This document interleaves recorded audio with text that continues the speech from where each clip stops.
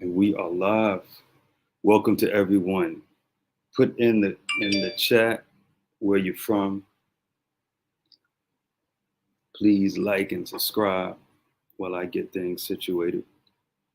Got a couple guests tonight.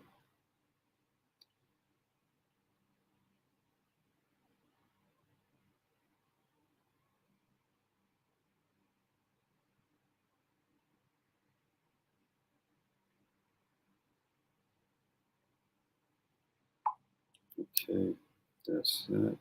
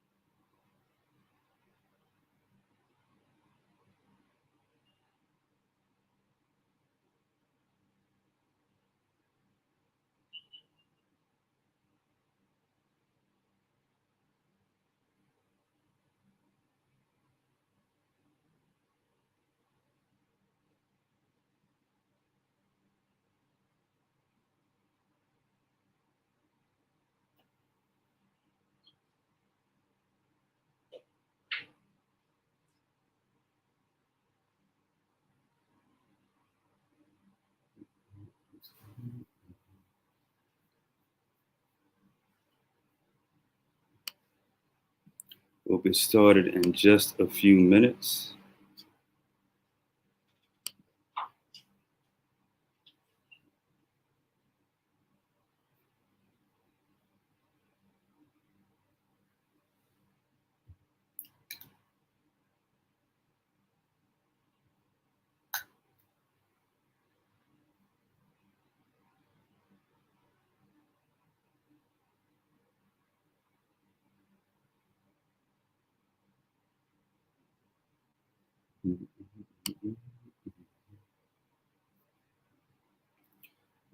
For those of you in the chat,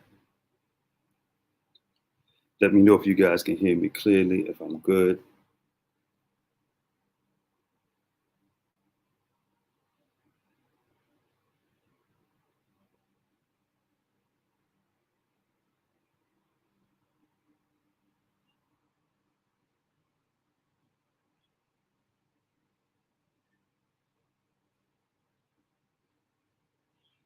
Okay, excellent. Just give me 2 more minutes. Got some guests coming through, some brothers coming through. Sisters, if you want to join in the conversation, always welcome. And we're going to get started. Let me just send one more thing.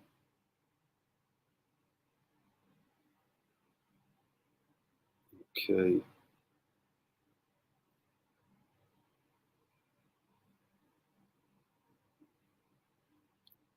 One thing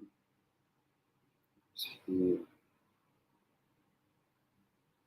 See, one of our guests is already here. Sef. 1 second.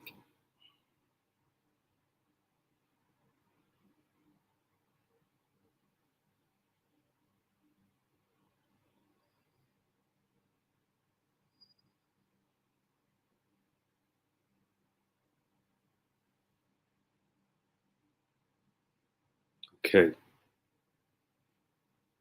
So let's get started, man. Let's get started. Tonight's conversation is going to be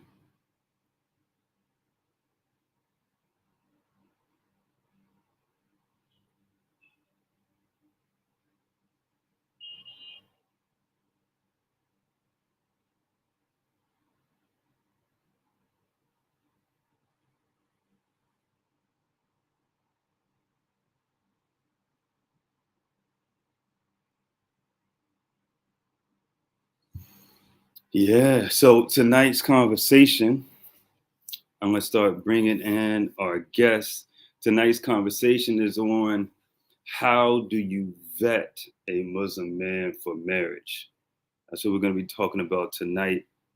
As you guys know, Sister Naima is away, so the brothers are taking over the show this week. So that's how we getting down today. Sef, you good? You ready to come in? Mizan, you ready? When you guys are ready, just give me a thumbs up. I'll bring you in, and we can do it. Let's see.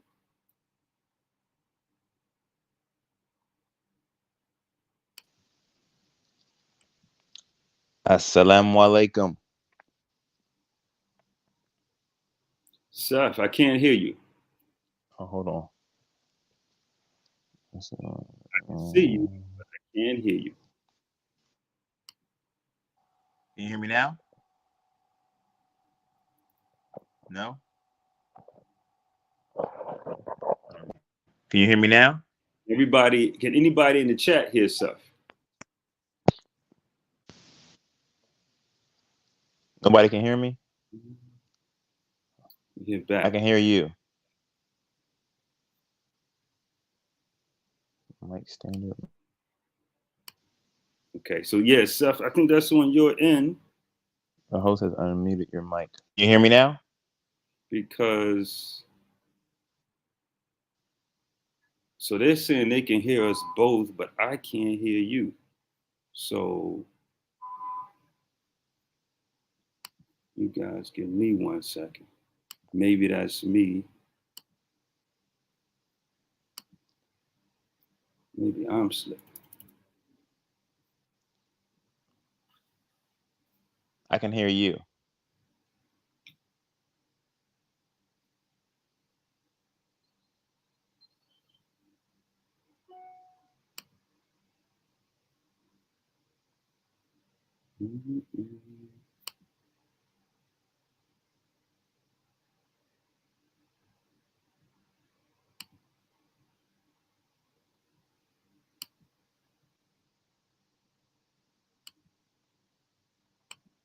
Okay, Sef.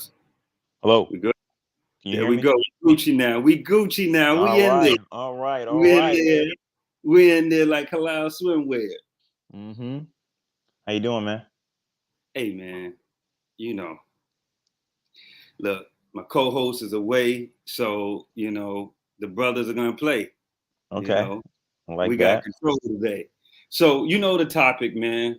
You know the topic. The topic is how do you vet a Muslim man for marriage? Mizan, when you're ready to come on, Habib, we can bring you on as well. I got Coach Nasir's coming on as well. So whenever you guys are ready, you just let me know and I'll bring you in. Seth, question for you.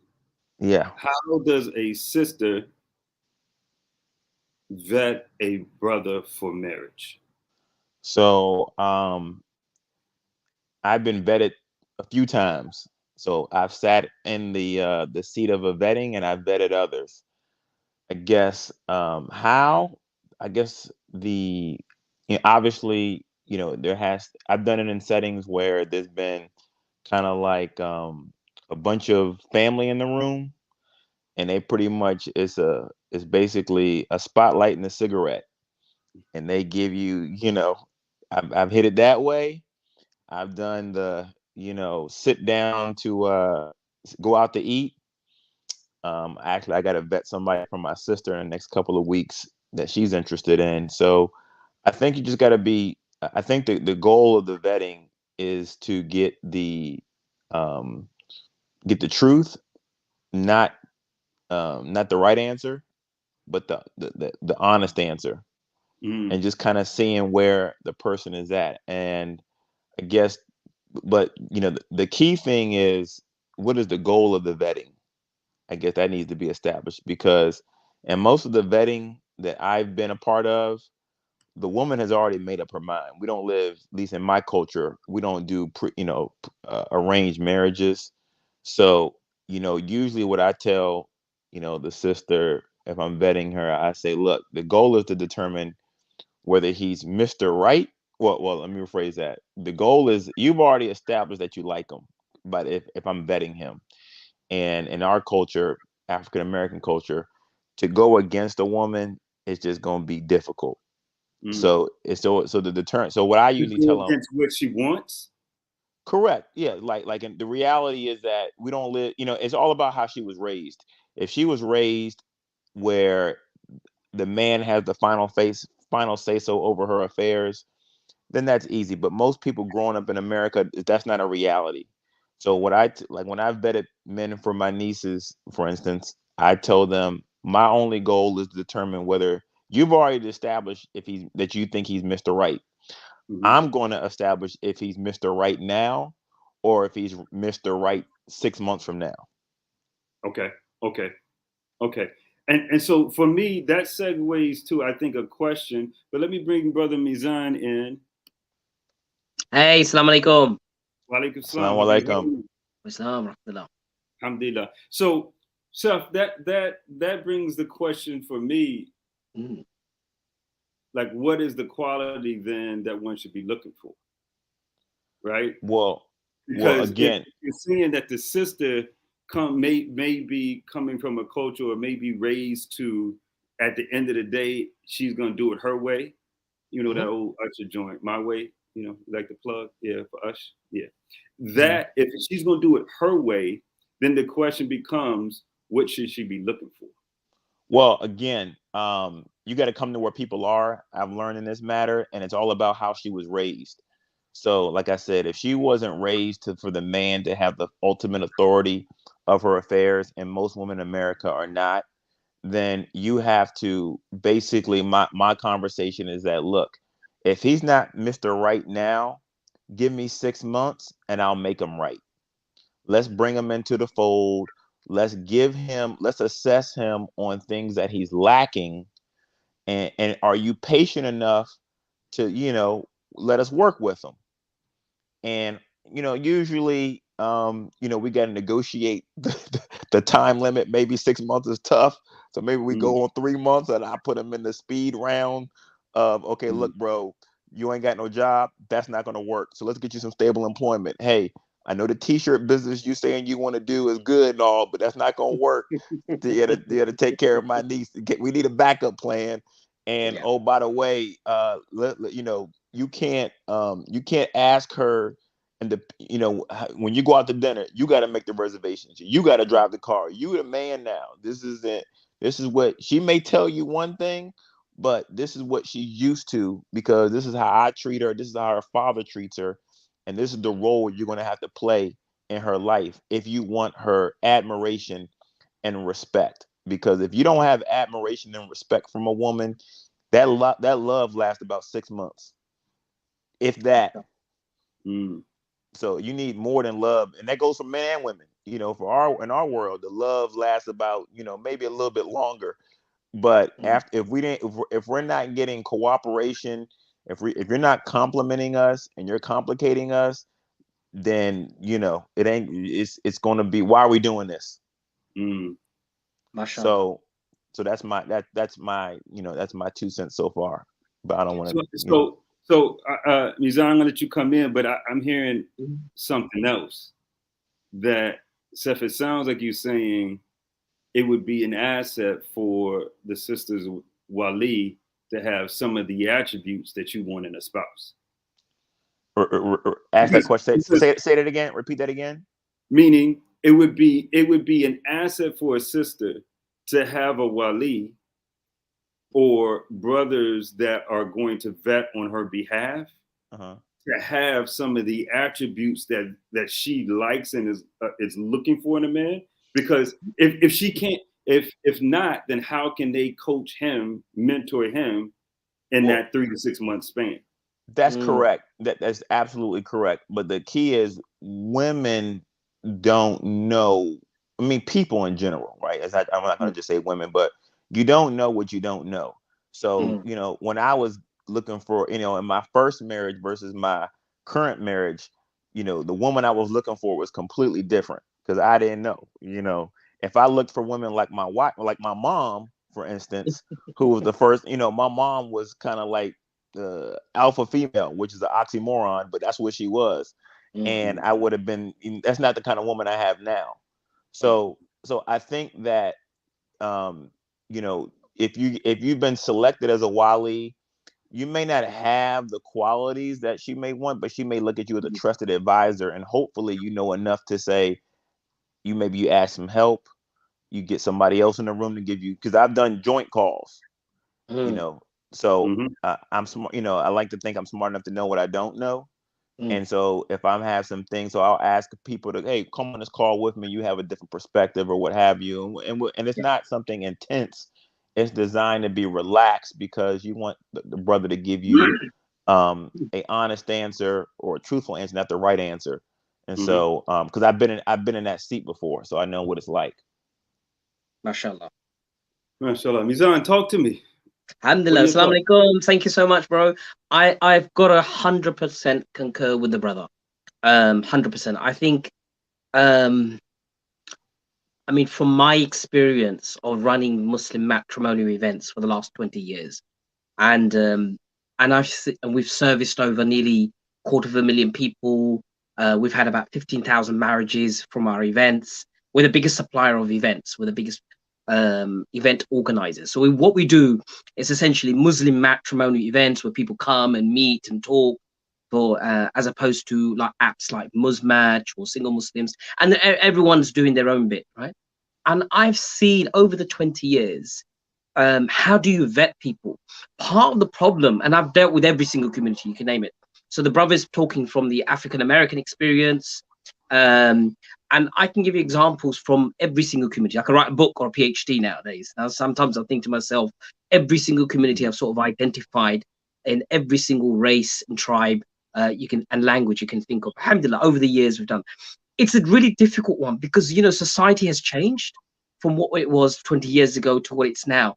We've all become a mono global culture, and that's part of the problem.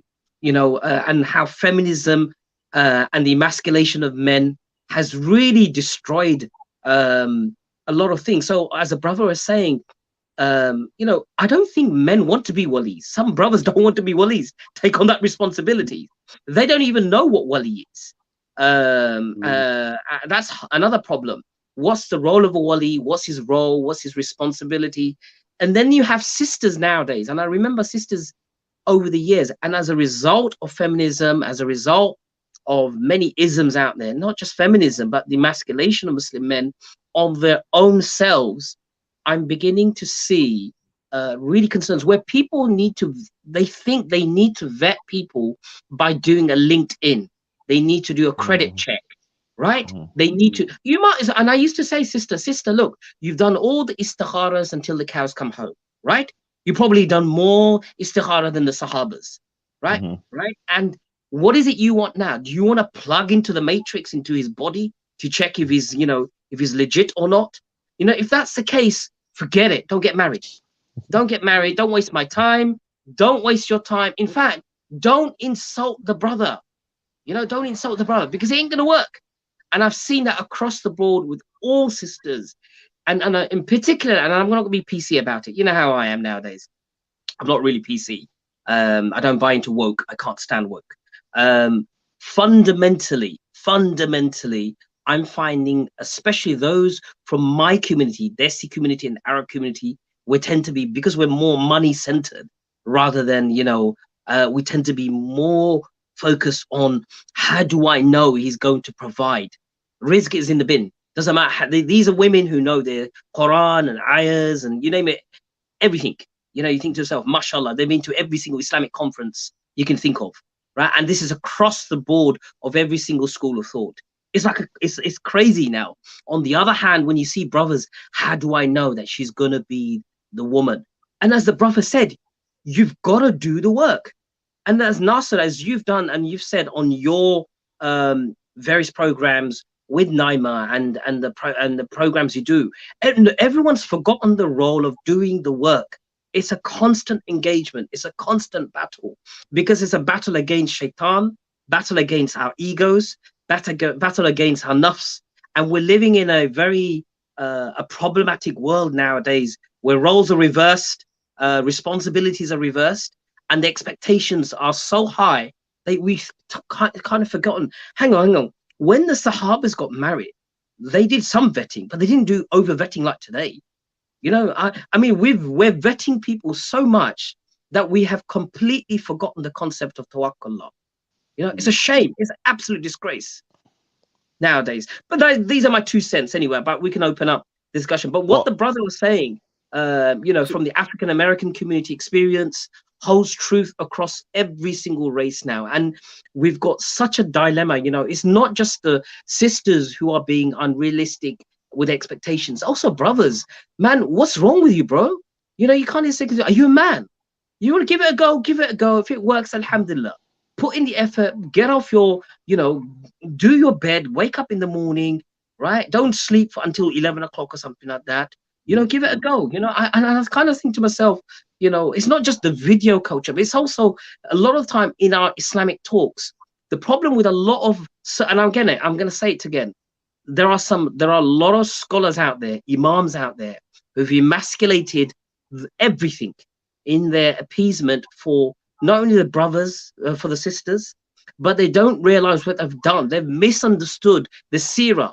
It was in a society which was very sexually hypersexual, very dry climate, right? You name it, you can read the seerah with an open mind, right? And the first couple of generations, it was a very, the first generations, they were out there in war. What we've done when we read the seerah, when we read the Quran, we've taken void out of all those realities, right? And what we've done, we've made it so anglicized, Pride and Prejudice, Victorian, no sex please, no fitna, so to speak, nonsense, absolutely rubbish. And we have to really, really, if we're going to be true to Islam, true to reality, true to fitrah, as the brother was saying, look, what is Wali? It's a simple thing. Are you going to take responsibility? How much due diligence do you need to do? I mean, for God's sake, you can download everything about the person from Facebook, LinkedIn, Instagram, any, one of those, what is it? Those credit rating checks. After you've done all of that, what do you need? What do you need? You still can't make a decision. So I don't know. My biggest problem is at the moment, we have completely, how shall I say, just the whole tawakkul idea has just been completely, thing. And the other thing is, and another thing is, I'm going to be very thingy. I think a lot of the elders have rubbed their hands dry. I'm not going to deal with it. I'm in my 60s and 70s. I understand. You're an old man. You're an old woman. You don't want to deal with it, but you've also left a legacy of mess. Had we had the masjids, you see, our masjids should be active masjids. If you want to know about a brother, if he doesn't attend the mosque, if the imam does not know him at a Jummah khutbah, right, that's the first point of call. A lot of sisters will say, how do I vet a brother? Invite the imam to your house. Why are you so stingy to give him a cup of tea? Yeah, so Sef, I'll let you jump in. Sorry about that. Last point. No, man. This is a discussion amongst brothers. You good, or as we say, you Gucci. So I think the thing for me is that's a tricky thing, and we have to figure out how we navigate that. Because on one hand, I see the necessity of the older generation. On the other hand, I see give them flowers and let them go. Because a part of what's problematic is not everyone in the elder generation had the right understanding of sexual dynamics between men and women. They thoroughly believed in that happy wife, happy life mantra. So true. Right? Go ahead, Seth. Let me add to you, because you said a couple of points. Number one, I agree with you on a lot of things you said. Nothing I disagreed. But the thing I wanted to expound upon is, the rose-colored glasses perspective of our faith, and particularly back in the, during the seerah of the prophet, and how, like you said, I think it's very comparable to where it is now, where you said it was highly sexual. Mecca was pretty much like America now. It was, so we, you're talking about right hand possessions and all this kind of stuff that, these were solutions to real problems. And you see a lot of this stuff now. We've kind of like conformed to more or less Christian, ways of living, which is proven not to work, but we're trying to conform into that dynamic. But to your point, I think one of the things that you have to, when I do the vetting, if my niece likes a guy without a job, okay, Yeah. and she's attracted to that, Yeah. that's more or less the father's problem. Yeah. You know what I mean? Like, if she's attracted to a guy who Yeah. doesn't, or if your daughter is attracted, to a guy who doesn't pray, that's your problem, that you've Yeah. created that dynamic. And that's why I say it's not a matter, is he Mr. Right? It's you trying to get him to Mr. Right now. You're trying to distinguish those two things, because she may be attracted to him because maybe he's, they get along, they connect. There's that spiritual component, but he lacks leadership, he lacks integrity, and those things can be developed, but Exactly. but those things need time, right? Because because if I had raised her, or if her father, or whatever, had been raised properly, she would not be attracted to a guy who didn't have a job. She wouldn't be Absolutely. attracted to a guy who lacked integrity. She wouldn't be attracted to a guy who didn't who lacked leadership. But the And even if reality, she did, bro, right? What about husnul dhan? Why can't we believe in the capacity of someone to be better, to reform? build them up. Yeah, build them up. A lot of sisters will diss a guy because he's a criminal, will diss a guy because he's a bus driver, right? Yeah. Okay, he doesn't earn 6 figures, right? Hang on, but he has iman. He has the capacity to be better. Let's work together hand in hand to make him better. You get double the reward. No, they don't want this. They want a ready-made sahaba. Let me interject on that one, because job and height is the equivalency for man for fit and beauty. Yep. So I wouldn't expect a woman to accept a man who didn't meet her height requirements, as long as they're reasonable. Like, you ain't asking those 6'9" people. There's only like there's only like 40 of those people walking the planet, okay, and half of them in the NBA. So I'm saying, as long as you're within reason with regard to your height requirements and your monetary requirements. Mashallah. But what I'm saying is, if, to my point earlier, if you like him and he lacks these things, this is an opportunity, number one, for him to improve. And if the guy is worth something, he'll be willing to improve. If he's like, nah, accept me as is, I'm not gonna meet with your uncle, I'm not gonna talk to your dad, then you tells you right there, waste of time. He's not serious. Exactly. So if he doesn't want to, I mean, you can tell, as you said correctly, giveaways straight away. If he doesn't want to meet your wali, if he doesn't want to meet your dad or brother or the imam of your local masjid, that these are red flags, because he's not a man at the end of the day. And you don't need to Google the person. Well, we have this obsession now. Like, for example, every single event we do, bro, Nasir, right? Every event we do, as soon as it's finished, they meet the girls, they meet the guys. Guess what everyone does? They start Googling them. They start linking them. They start checking them out on every single social media. It's like a drug nowadays. Well, let me interject on that, because there's a quote someone said. I was at a conference, and it was a startup conference, and it made a lot of sense. She said, accept failure to take the edge off of perfection. Okay.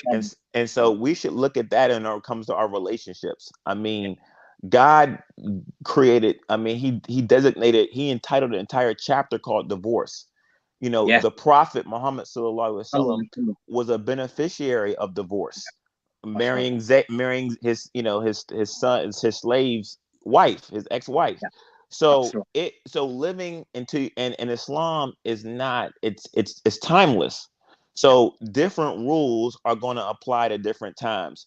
If the lifespan, I don't know, maybe 1100 years ago is 30, then there ain't going to be a lot of divorces. But if the lifespan goes to maybe, Noah's time, where he was around for 950 years, he may get a few divorces. But the Quran is timeless, because so in our day and age, when we've accepted dating and boyfriends and all these type of things, those things are not within our faith. So, and also we've also accepted, because of apps and matrimony event. And I raised my hands up. I'm to fault. Okay, I never realized I would create a Pandora's box when I started these matrimony events. In London, Isna copied me. Loads of people around the world copied my events, and I didn't realize it would become a marketplace for people's fetishes. I didn't realize it would become a marketplace for everything. And I've realized over the years, when people come to matrimony events as opposed to apps, and they want to see if the guy is real or the girl is real, one of the big things, and again, Nasir and the other brothers, I forgot your name, brother. Sef. Brother Sef. We really need to teach the Muslim community emotional wealth, emotional intelligence. There's something gone wrong. Look, I'm a genre of, I grew up in the 70s and 80s, right? So the music I used to listen to, right, was really, a lot of it was Motown, soul, and then later on it went to the early generation rap, and it was really integral to the lyrics because it touched people's hearts, and it helped me become a lot more emotionally intelligent and emotionally aware. What I'm seeing now with people, with practicing Muslims and the ones who are working on their faith, you kind of think to yourself, forget about finding out a person. They're not emotionally linked to themselves, man. Half the time there's a disconnect between their soul, mind, and body, and you kind of think to yourself, how do I know if you're real before asking someone else if they're legit? Well, let me add. That's a good point, and that's where I said we live in a world where Islam is always going to apply. And I learned so much, about being a man from my first marriage that I applied to my next marriage. Yeah. But you can't read a book on how to ride a bike. Exactly. Okay, so the only way you're going to do it is you got to go into it. And again, because of the way the world is, the social conditioning that we're all, that we're all, whether good or bad, everything, we're socially conditioned. We're to a certain extent, we're all screwed. I mean, I find myself eating French fries and I'm not even hungry because the McDonald's commercial popped up and it says you need to eat French fries, and I said I got a taste for French fries. I'm not even hungry. Or you're constantly getting notifications from Uber, or you're constantly getting notifications from. Let me. I appreciate you both. Let me add my brother Hood and Coach Nasir to the conversation. Mashallah. Look, I appreciate all you brothers for joining. Mashallah. I said when Assalamu alaikum, Coach Nasir. Assalamu alaikum. Look, brothers, first, before you guys give us the jewels, I have to say I appreciate all of you. Salute to all of you. When Sister Naima told me she was going to be traveling, wasn't going to be able to make the show, first thing that came to mind to me was the brothers taking over. We're going to put in the jewels this week. It's our show this week. So I appreciate all you brothers from joining in. And look, the floor is yours. The question of the night is, how do sisters vet a Muslim man for marriage? And I know there's a lot that can come out of that question. So, take it and run with it however you see fit. Assalamu alaikum. Nasir, always great to see you. Always dapper as usual. Hey. Seth, love, the love is always there. Coach Nasir, I haven't met you, but your name, you're known far and wide in the Muslim American community. So it's great to be able to be on this panel with you. I've been admiring you and the work that you and your spouses have been doing. So I'm an admirer. Alhamdulillah, definitely appreciate that, Akhi. From all the brothers, on the panel and really working to serve the community and stuff. So alhamdulillah, definitely a pleasure to be here, and especially on this topic, which is rather important, especially today. But go ahead, Brother Hud, please add. When you think about how do you vet people, and this is an interesting question, even for me and my family. I myself have 6 sons. I have no daughters, so it's a question of you know, I'm thinking about how do we also vet our sisters. But when we think about vetting our brothers, one of the things I often say is that men know men. And oftentimes women will want to get around the men in their life for vetting someone. And I was talking to someone that says it seems like the sisters only introduce the brothers they don't like to their Wali. All the brothers they like, they were like, oh, we'll talk, we'll work it out. But the ones you don't like, you were like, oh, go talk to my Wali. And that's really not the way it's supposed to be. And once the emotions are involved and you like them, if someone has to give you some unfortunate news, or like questioning about something about the particular young man or older man, it can get very kind of sticky. And you're looking at the person who's giving you advice like he's, you know, he's hating, or he's trying to, you know, he's trying to mess something up for you. But, you know, it's really important. I was listening to a few of the earlier presentations with Coach Nasir and Nasir and Baba Ali.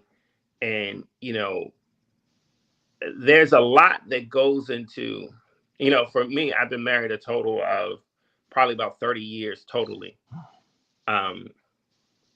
And so one of the things I think about marriage is that, you know, there's a lot of just about who you start out with. Just that picking, the person that you pick goes a long way into determine how that marriage is going to be. So the first kind of step in having a successful marriage is choosing wisely. And so this process of vetting, this process of getting to know who someone really is and kind of understanding them is, you know, part and parcel of having a successful marriage, and just in my opinion. So yeah, I'll kind of pause right there. Yeah. Coach Nasir? Yeah, alhamdulillah, which is good. Unlike you said you have 6 sons, I believe Hud said he has 6 sons and no daughters. I have the pleasure of having 4 daughters first, followed by 6 sons. And then I have a bonus daughter and a bonus son from my second wife. So a total of a dozen, but my 4 girls came first, and all of them are adults. My youngest biological daughter is 20, and then my bonus daughter is 17. All right, so out of 5 daughters, again, I'm the Wali, and I'm responsible for these girls. So this topic, you know, of course, is important to me. I have 2 that are already married. My oldest daughter and my third daughter are already married. Everybody else, again, it's my responsibility to do this vetting and investigate. Now, I know the brother meant well. I missed the brother's name, who was already here on the panel when he was talking about, you know, people like Google, or you can just have tawakkul and kind of figure it out along the way. It's a little bit more nuanced than that. You know what I'm saying? So myself, background wise, my wives and I've been married to Coach Fatima for 27 years, and I've been married to Coach Nyla now for 12. And, you know, for those who don't know me, we haven't met. I'm one of the founders of Outstanding Personal Relationships, where we coach, work with people there. But so they have a little bit of experience with marriage. I initially got married at 19, then I got married again when I was 34 or 35. They're 34 years old, so 15 years later. Nevertheless, with these girls, the challenge is it's not about, just rolling a dice with somebody. All right, it's using every available method that is available, period, to investigate. I don't care if you're talking about, all right, doing a credit check, we'll start there to see where, where somebody is with decision making, not necessarily where they are, financially. One of the questions I tend to ask is vetted several different people, is what time did Fajr come in today, and what time did you pray? If they don't know that, then we can end the discussion really right there at that part, because clearly our value systems don't line up, because I'm sure that we know ultimate success lies in your iman and faith in Allah subhanahu wa ta'ala. I don't care about all the other metrics. If you fail this one, then it's a done deal. So I've had that happen before. We just had to end the conversation politely and call it. It is what it is. So just, we'll kind of figure this thing out. Nah, see, one thing I know that you also can't teach, all right, is ambition. ambition. You can work with somebody that's trying. Women are willing to struggle to work with somebody that has some drive and that's, willing to move forward. But a person's lacking ambition, which again, our lifestyle that we live is a lagging measure of our decisions. So if you are where you are financially or with your fitness right now, you made a decision to really be there 5 years ago. So your current state is a lagging metric of your decision making. Either you went for the instant gratification, which usually has long-term negative ramifications, or you have that delayed gratification, which usually has long-term positive rewards that come along with it. So with my daughters, for example, I want to know what their preferences are, because we all have preferences, likes, dislikes, whether it's, how someone looks, but then we have to go behind that veil. So, credit check can only, talk so much about it. But again, as the brother said, and I say all the time, game recognize game, and good game recognize all game. So getting a man involved initially is extremely important, because I've also come across sisters that my wives counsel, and they witness, they're like, feelings for this brother and blah, blah, blah. I'm like, why do you have feelings for somebody? Well, you shouldn't be getting that close to begin with. Because the reality is men are seduced by their eyes and women are seduced by their ears. So he can tell you this and promise you the world and blah, blah, blah, and you'll be falling for that the whole whop. And the man is like, no, bro, let's get to the real. We know what it is. Okay, so the first step for me, at least, I need to know what that iman level is. Because if you have some drive and some ambition, and you actually can prove that, if you look at Prophet Musa alayhi salam, and you see his story in Quran, this is somebody who has some drive, right? His daughter was interested, took it to her own father, and said, he's strong and we kind of need somebody. She was expressing her interest in a wise way to her father, who knew what she was saying. And what was the mahar for that? He was like, okay, all right, if you're going to be around my daughter, come work for me. You can do this amount of years or this, right? So he worked during that time with the family, helping everything get situated and everything else. But you know what? Pops had to have something for him to work, for him to till and everything else to provide value to the family. So if somebody has some ambition, I can teach a young brother that doesn't have stuff really situated just yet, because again, my daughters are young. My youngest biological daughter is 20. You know what I'm saying? That's my fourth girl. So no relationships with anybody. And they want my 3 of my 5 baby girls, they want their husband to practice polygyny. You know what I'm saying? So that also adds another dynamic and a level of sophistication to it, because this man, my daughters really want their husband to practice polygyny. It's not just, it's a good idea. 2 of them want monogamy, no problem. But 3 of them want polygyny. And they want to end their lives for what they want to do in their goals. So you vet them a little differently when you're expecting a person to be able to be legacy focused. And if this is supposed to be a father of your grandchildren and they're supposed to be taking on more responsibility, thankfully your potential future in-laws have some training, have some stuff like that with polygyny. But again, those are just some things that I have to consider as a wali. Now the challenge is, where they at? Well, let me ask you this, because I agree with everything you said, and you definitely got some game, brother. Mashallah. But what you're saying is I mean, I agree with it. But what happens when you're in a situation where, because you seem very in tune, involved with your children, what happens when you have the women? Let's be honest. African American world, a lot of women don't have fathers in the home. They're not going, like in the case of Moses, the daughters were. I mean, I didn't read the verse where the daughters were giving him a hard time about, letting dad run the show. But we know that a lot of, I mean, I'm not going to say African American, because it's more or less social conditioning of what women are now, being able to make their own decisions independent of their fathers and not even having respect for their elders. So what do you do in those type of situations where you don't, they want you to be the wali, but then it's kind of like it happens all the time in sports. You the coach, but you don't have the authority. So you're a lame duck wali. Yeah, you like Teron, right. Yeah, right. On the point, if you also think about that, we're a community of converts, that many of the African American Muslim women in our community are converted, whether that's 5 years ago or 15 or 20 years ago. And so they're not going to have that father who raised them, who kind of, who kind of has that type of authority, because he's been that provider, he's been that stable presence in their life. And so these sisters are kind of, like when you think about, I remember, you know, it was common growing up for brothers to ask sisters who's their Wali.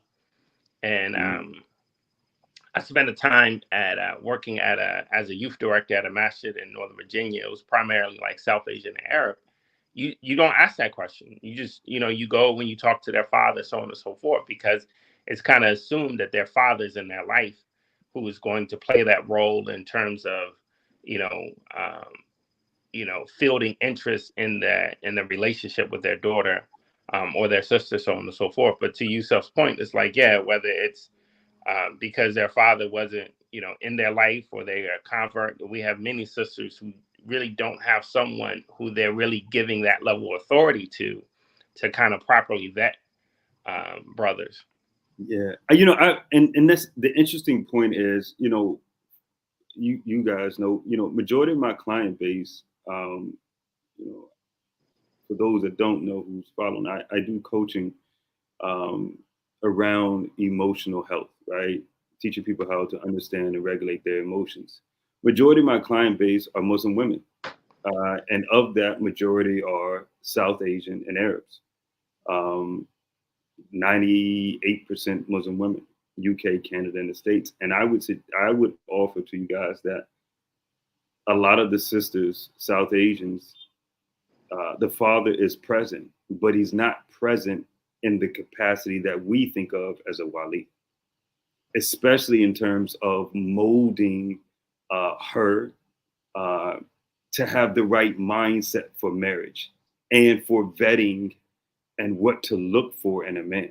So much so that, like real talk, I got a message from a sister today just talking about being depressed because of the pressure that her father's putting on her to finish her education, where she literally wants to be a stay-at-home wife, not interested in academia, not interested in going down corporate America and all of that, right? And so even other sisters that I'm working with, that their father doesn't have a level of deen that they want in the man that they're looking for. So this concept of having a father present and or not being present, but needing that presence there of a Wali, I think it transcends. What I'm seeing is it's transcending cultures and ethnicities and locality, because of client base in the UK and in the States. And I see it in both. And especially when there's a divorce in the equation. Especially when it's and that's my point earlier, where I think that everything you're saying, Coach Nasir, is accurate and great when you have a good coach involved.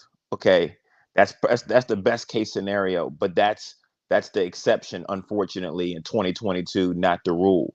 And so I think that what I do, at least with my family and my tribe, is, to your point, is you do your due diligence. You do what you can. Like, you get the credit check, you get the, let me see your STD report. Let me cover the basic things, because maybe that girl did not grow up under proper guidance, or maybe she's not having proper guidance now. And if she does decide to move forward and she has to get a divorce under her belt, there won't be any major collateral damage, and she can use it as a lesson versus just a loss. At this stage in the game, depending on her background, as a Wali, you're protecting, you can't necessarily control. But that's my opinion.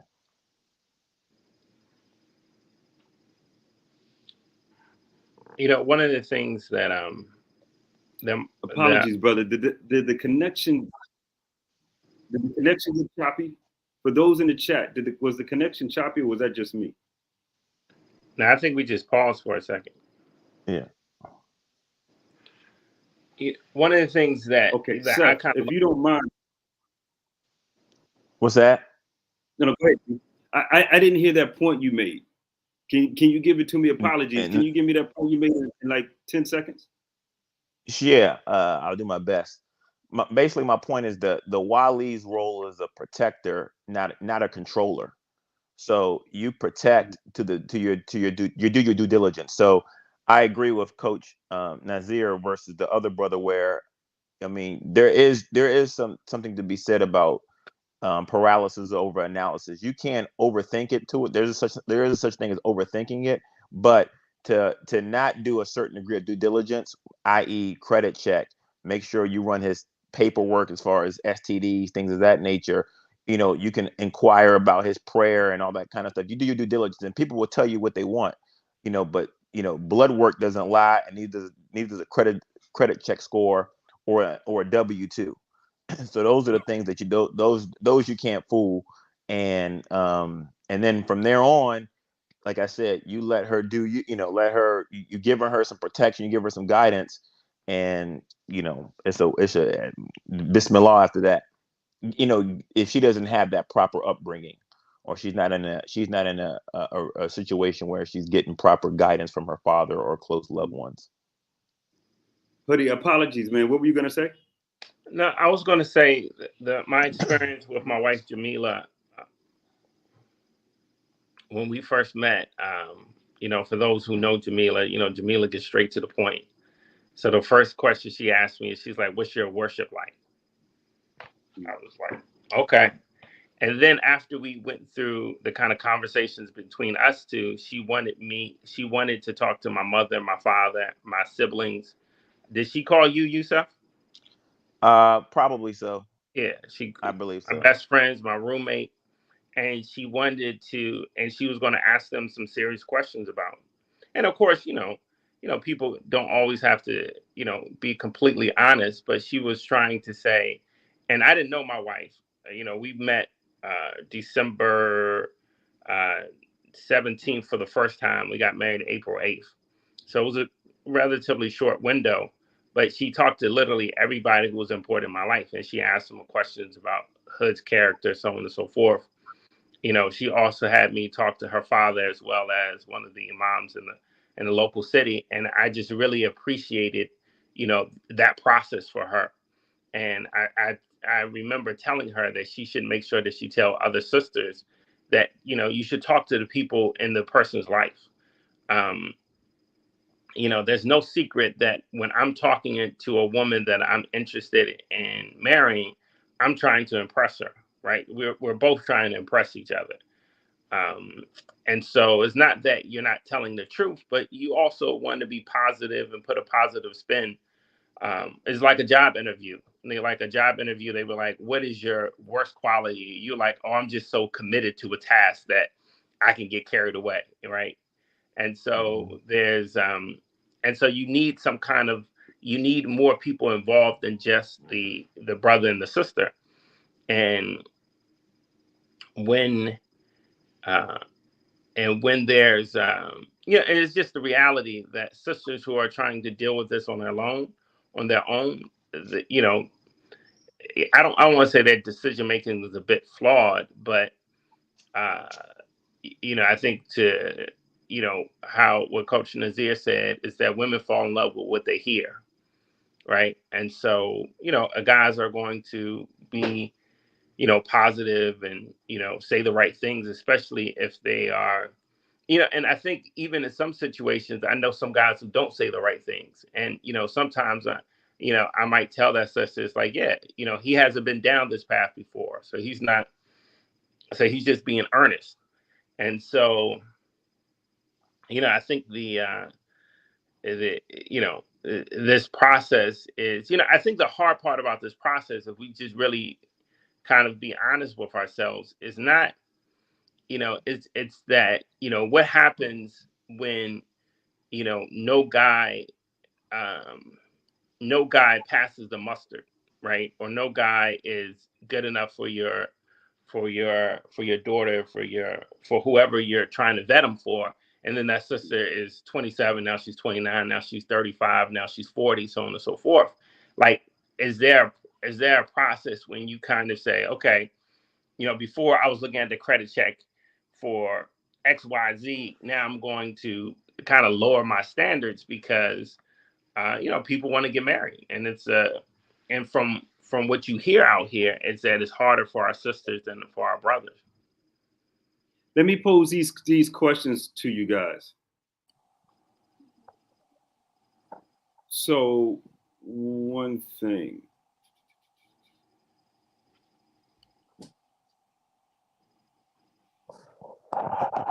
focus on Wali vetting or how a woman can vet potential? Whose responsibility is it?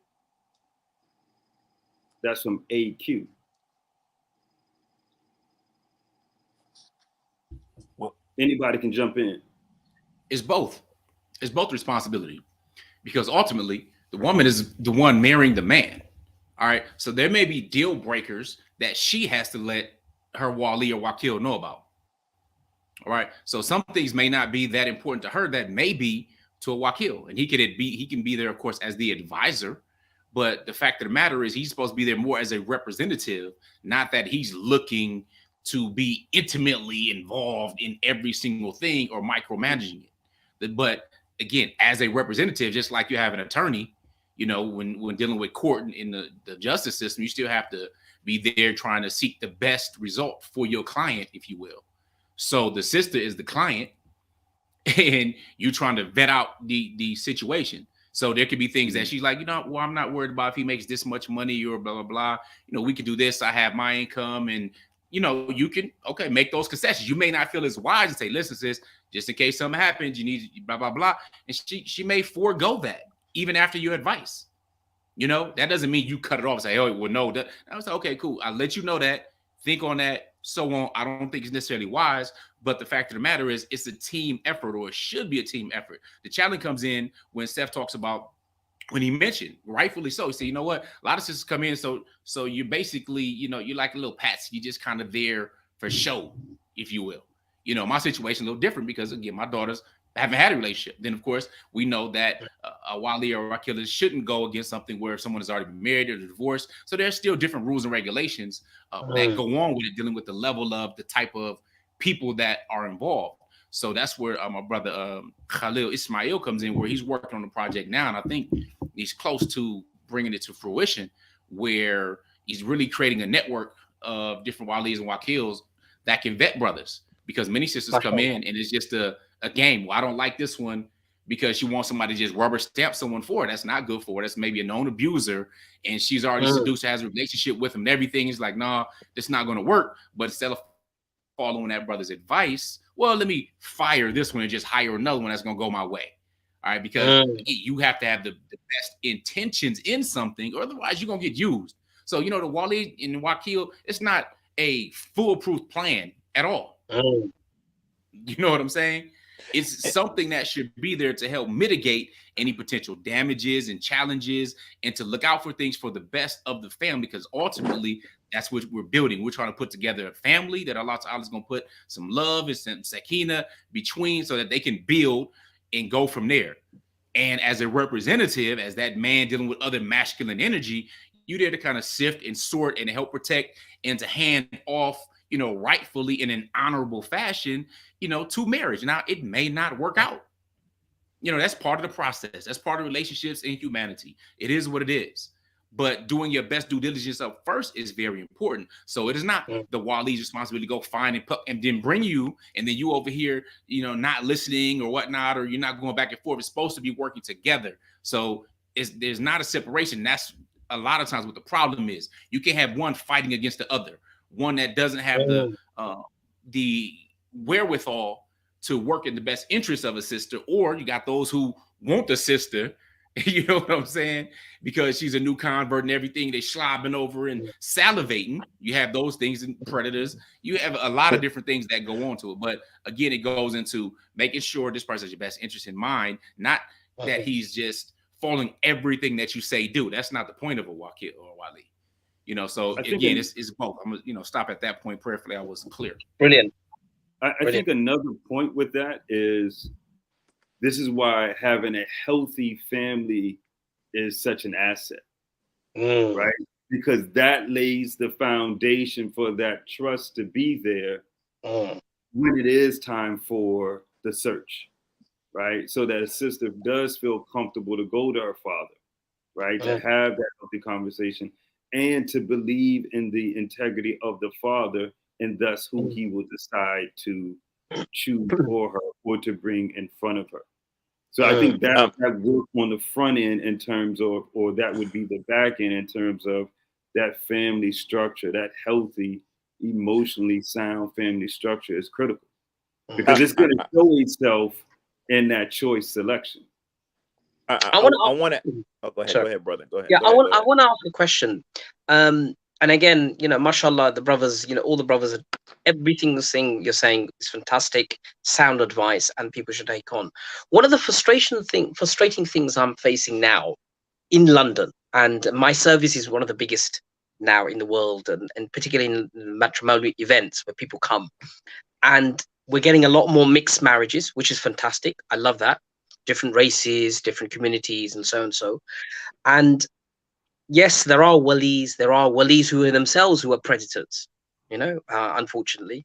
But we also think one thing I'm seeing my father's generation, mother's generation. Then, so I'm now the uncle. I'm now the wali, so to speak. The older generation are gone, and one of the things I'm scared of, and I've been active in the Muslim community for the last 25, 30 years, is I'm seeing the role of the masjid, the committees, the trustees, the boards, the imams. They don't want to they get their hands dirty at all. You would have thought the first reference point is that brother or that sister's known in that locality, in that masjid. We have a lot more masjids than we did before. We have about nearly 500 masjids in London. Mashallah, that's great. But everybody's so antisocial. Nobody knows each other. That's the irony. Well, so I don't know. I just want to get your ideas from your community. How can we address this? Well, let me just say this. I think that the one of the problems with the masjids is that they're keeping score with regards to the divorce and the success. And in my opinion, you can't really take scoreboard by a divorce. You take scoreboard by dysfunction. And how that relationship either came together or how it split, because divorce is a reality. I think that you do the due diligence, but I think a lot of masjids say, oh, because it was a divorce, they don't want that on their books or what have you. And so that becomes why they want to get discouraged, more or less putting their own whatever image over what's best for a sustainable and a good marriage. Yes. I want to say that. And then I'm also want to add to the point of it is that so I think somebody mentioned about the importance of the masjid involved. I think that masjid is cool, right? But family is better. Yes. Because the masjid can be, number one, a deterrent to a certain extent, because you go to the masjid, they the person may think they have to be the prophet sallallahu alaihi wasallam in order to get the approval, and maybe the board member, I've vetted guys, and from my nieces, and I'm like, if you like the guy, like we talked about before, there must be some good qualities. And the fact that, especially if he's a younger man, he wants to get married, maybe he doesn't pray 5 times a day, but that says a lot for him in this day and age in 2022, that he's considering marriage. That says a lot. And so, like, but so Saif, I was going to say, I think we lost him. I was going to say, sorry what about do we that. do so what do we do with single parent families being the norm? You see, look, when I grew up, we had family. Okay, there was a father. We knew it. Now the norm is, it's fashionable to be, single parents. It's fashionable. Everyone's flying the flag. They're thinking, hey, well done. But now that is the norm. The single family, the single parent family. How do we navigate through this, where it's now becoming the majority? It's celebrated within even the Muslim communities to some extent. The nucleus family is going. Well, we touched on that in your absence, but I think we have to do community, and you got to do basic due diligence, credit score. We got to look at your STD papers. We got to look at your basic prayer knowledge of Islam. You do your due diligence, but after that, it may take a couple of divorces with low collateral for people to figure it out. That's just the reality. A couple of things on your point about masjids. I think masjids, that's a very kind of complicated area, but I think networks is something that I'm more familiar with. Like, for example, if someone said they're marrying a brother in Atlanta and I don't know anyone who knows him, like, I've been in Atlanta for 15 years. So I don't know everybody. Of course, I'm not saying that, but I should know someone who knows them, or someone who knows his best friend, right? Yeah. And so it's like doing that due diligence and saying, hey, how can we, we all know, there's 6 degrees of separation between us and anyone. And so I'm saying, how can you use your network to say, who do I know that knows you, Sef? Who do I know that knows Hood, so on and so forth. And so really doing it that way, because like you said, masjids can be very ostracizing, whether it's about, Sufi Salafi, whether it's about what racial or ethnic background you have. Masjids are always not really welcoming spaces. But yes, I'm new to that, and so I don't know folks like that in Dallas.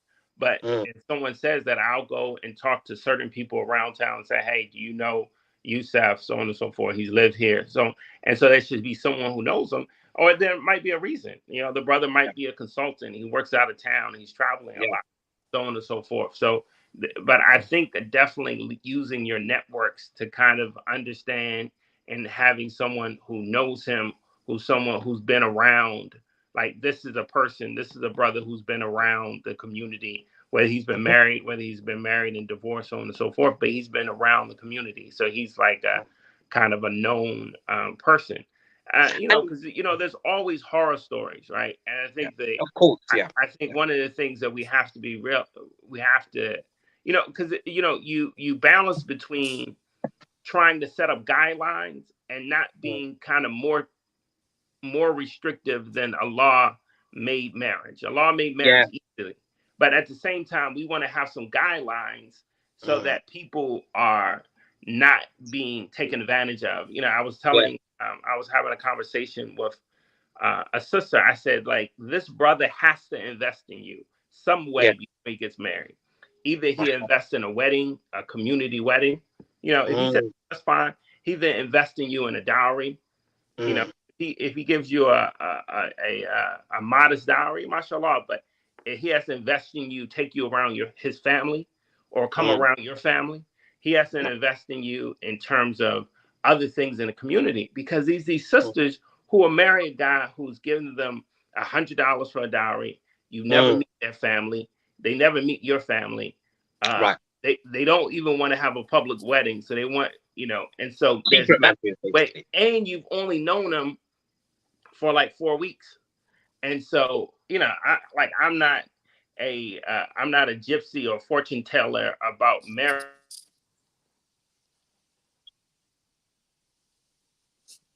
We lost him. See fortune teller marriages, but I know that we want to see this brother invest in you in one of these 5 ways, to just make sure that, I know folks who've been married and divorced, before the summer is out.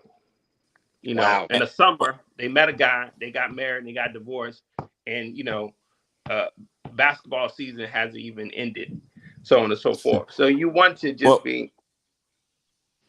Well, let me just add to your point, and I think it's profound, to the point where we have to decide that you have to be reasonable, like you said. I think what happens sometimes, going back to the masjid statement, is that sometimes maybe they won't get evaluated. If he doesn't have a juice of Quran memorized, he can't marry my daughter, or if he doesn't eat halal meat, he can't marry my daughter. So to your point, Hood, you taking the guy from where he is, okay, and I need you to do, okay, maybe you don't have a lot of money, but you need to have some public acknowledgement. You got to be reasonable, and I think a lot of times that's lacking. And all this stuff, full circle, is why the men have failed, because the women have made the decision making, and their standards are a lot lower than what we have for each other. Right. Okay. Go ahead. No. Go ahead and finish, because I got a quick round of questions that I want to ask you guys. Okay. Well, yeah, I was just going to just say, so the problem is that men are going to do the bare minimum to get the maximum reward. So if we, like you said, men know men, and so if we hold each other with higher standards, then the females will get a better quality man, because if they pick it, the guy talk nice and that's it. He's a good speaker, but he don't have a job. He doesn't have a job. He doesn't provide any other leadership or integrity. So anyway. Mashallah. that speaks to what this sister said earlier. It's interesting because men know almost straight away, whereas women, we look at what the man could be potentially. Right. So, so just for a moment, Seth, you want to look? I know the background. I know that wasn't just a cat that just made a cameo. You want to drop the name or whatever that thing is? Because I know you. That ain't Heathcliff that just went by.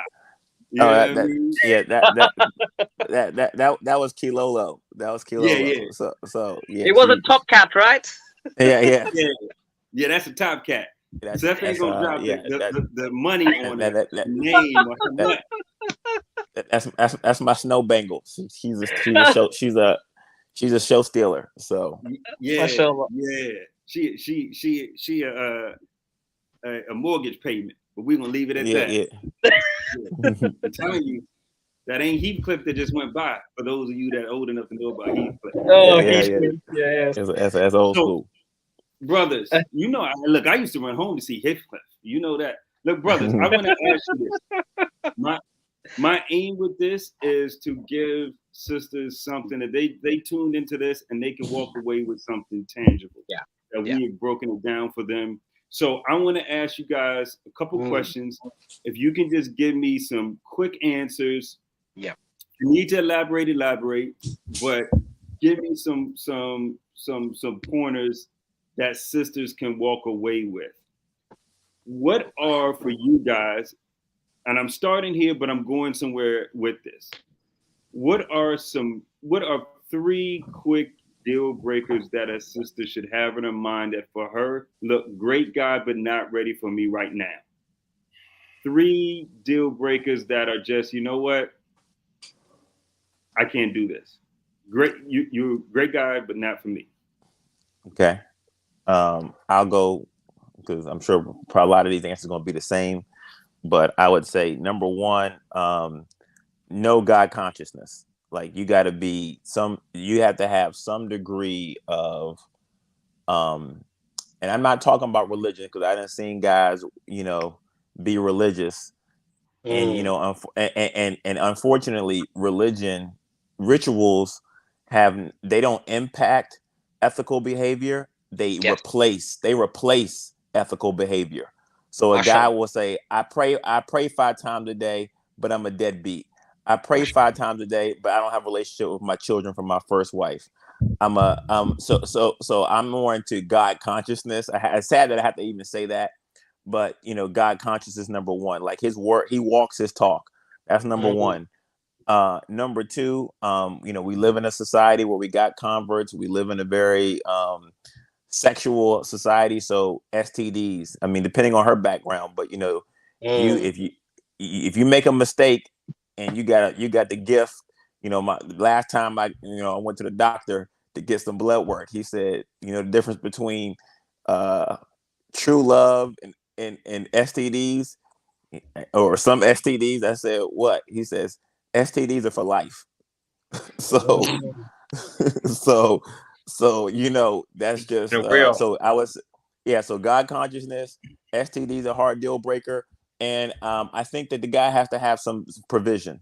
I think in if a woman's from America, I don't know how it is over in London, but if a man can't provide the respect that he's gonna have for his woman is temporary. So those are 3. Some degree, don't have to necessarily be college or whatever, but you gotta have some plans in place. It can't be a t-shirt business. It can't be entrepreneur. It can't be, you got to have some concrete, plans or some proven track record, some transparency of effort of your ability to provide. So those would be my hard 3. Yeah. Who else? I'll just throw in, not a deal breaker, but the formula. And I think Nasir, I've told you the formula before, right? Maybe, but I'm the eldest on this channel, so So my father. Yeah, you like that? You like that, Coach? You see, I slid that in there. You see, I slid that in there. Yeah. I ain't forget.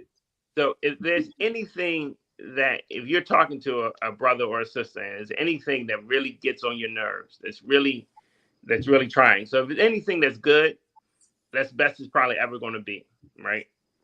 Mm. You know, if he's God consciousness, if he's a man, family, if he knows Quran, it's not going to get any better than that. But if there's anything that really gets on your nerves and he's kind of controlling, or she talks too much, or he's kind of physical with me, multiply it times 1,000, and that's what's going to be like living with him. And so before marriage, we're putting our best foot forward. And so if something's bothering you now, just know that might be intolerable when you get married. And so oftentimes, if you ever say to yourself, well, this will change when we get married, unless you all are being able to touch or be kind of like physically, the good is not going to get better, so to speak, but the bad is going to. So if there's anything that's bothering you, multiply times 1,000, and just to really kind of know that's what it's going to that's going to be the process when you are actually living together in marriage. MashaAllah. I just want to say everything I concur with the brothers. One thing I'll probably say extra is look at yourself in the mirror. What's the deal breaker for yourself? Someone who was considering you. And a lot of times I say in my matrimonial events is, mirror, mirror on the wall, would you marry yourself at all? And a lot of people get confused, right? They think Snow White and the Seven Dwarfs. But really, that's the irony of the whole thing, right? Would you marry yourself at all? What would be the deal breaker for yourself if you were to marry yourself? Yeah, I mean, it's a difficult one because there's so much choice nowadays. We're spoiled for choice. It's a sexual marketplace. But all the things the brothers have been saying are absolutely 100% correct. It's the cat again. So a quick plug. Brother Mizan, you want to give us 10 seconds right quick? Okay, yeah. So we have a fantastic conference coming up. It's good. We're honored to have Coach Nasir and Sister Naima as well. We're having a Muslim matrimonial conference when we're going to talk about, we're having a Friday night evening with Naima and Coach. And then Saturday, we have a conference the whole day where we're going to talk about lots and lots of things, discussing these issues and all the other things we've been seeing on this channel. And on Sunday, Coach Nasir and Sister Naima are going to be doing some training programs, some workshops as well. So it's a wonderful weekend where we're going to be thinking. So all you have to do is go to muslimmarriageconference.eventbrite.com. Muslim event. I think you should be able to put the URL down there anyway. So it should be quite exciting. So please join us. One clarification, since so that Coach Nasir doesn't think he's been signed up. He means me, Coach Nasir. I typically don't go for the coaches the reality of what I do work-wise. So Coach Nasir, I hope you don't. I hope you didn't think you were going to be signed up for. You got You mean Naima? Yeah, Coach. Oh, okay, yeah. So he means Sister Naima and I. We're going to be in London for the conference, doing a workshop on Sunday as well. The topic for me is love is never enough. So I'm going to be going over emotional regulation, how to manage your thinking and emotions, and some of those other skills that you need, because as we talked about earlier, that love thing is fleeting, right? We need something that even if you make that love last, you need the foundation of other things to make it last. So it's an online course that I used to give before years ago that I've updated and added some new twists and bells and whistles to things that I've learned over the years from working with mainly sisters, but brothers as well in terms of marriage. So please come out. I'll put in the chat, in the comments, the link to purchase your ticket. Please purchase your ticket. And it's a great way to meet Naima, yourself. We're going to be talking about a lot of the things that we've talked about on this channel as well. And I'm also going to talk about, we have another presentation by Dr. Fawzia, who's a researcher on Muslim marriages. I'm going to talk about a little bit about the matrimonial events I've been running for the last 20 years as well. And it's important also for people to meet experts, you know, meet experts like yourselves and others as well. So because at the end of the day, we can do so much things online, but when you physically meet people, there's a barakah in it. There's a special, there's something special, you know. And last point I would add is brothers, please make sure you come out. You know, Yeah. you know, get your nice linen on. Come out. I don't know what the weather's gonna be like in London, but yeah, get your swag up. Come on out. Get your smell goods on, and you know, be ready to do some halal mingling. Absolutely right. Talk to you. I see you raising your hand. So I was just looking at the comments, and there was a question about how do you ask the necessary questions, or how do you ask the hard questions? You know, and one of the things I often tell folks is that like a solid marriage is going to be a marriage where you work through conflict. Like you can enjoy a week in the Bahamas with a lot of people, right? You can enjoy 2 weeks in, you know, Cabo with a lot of people.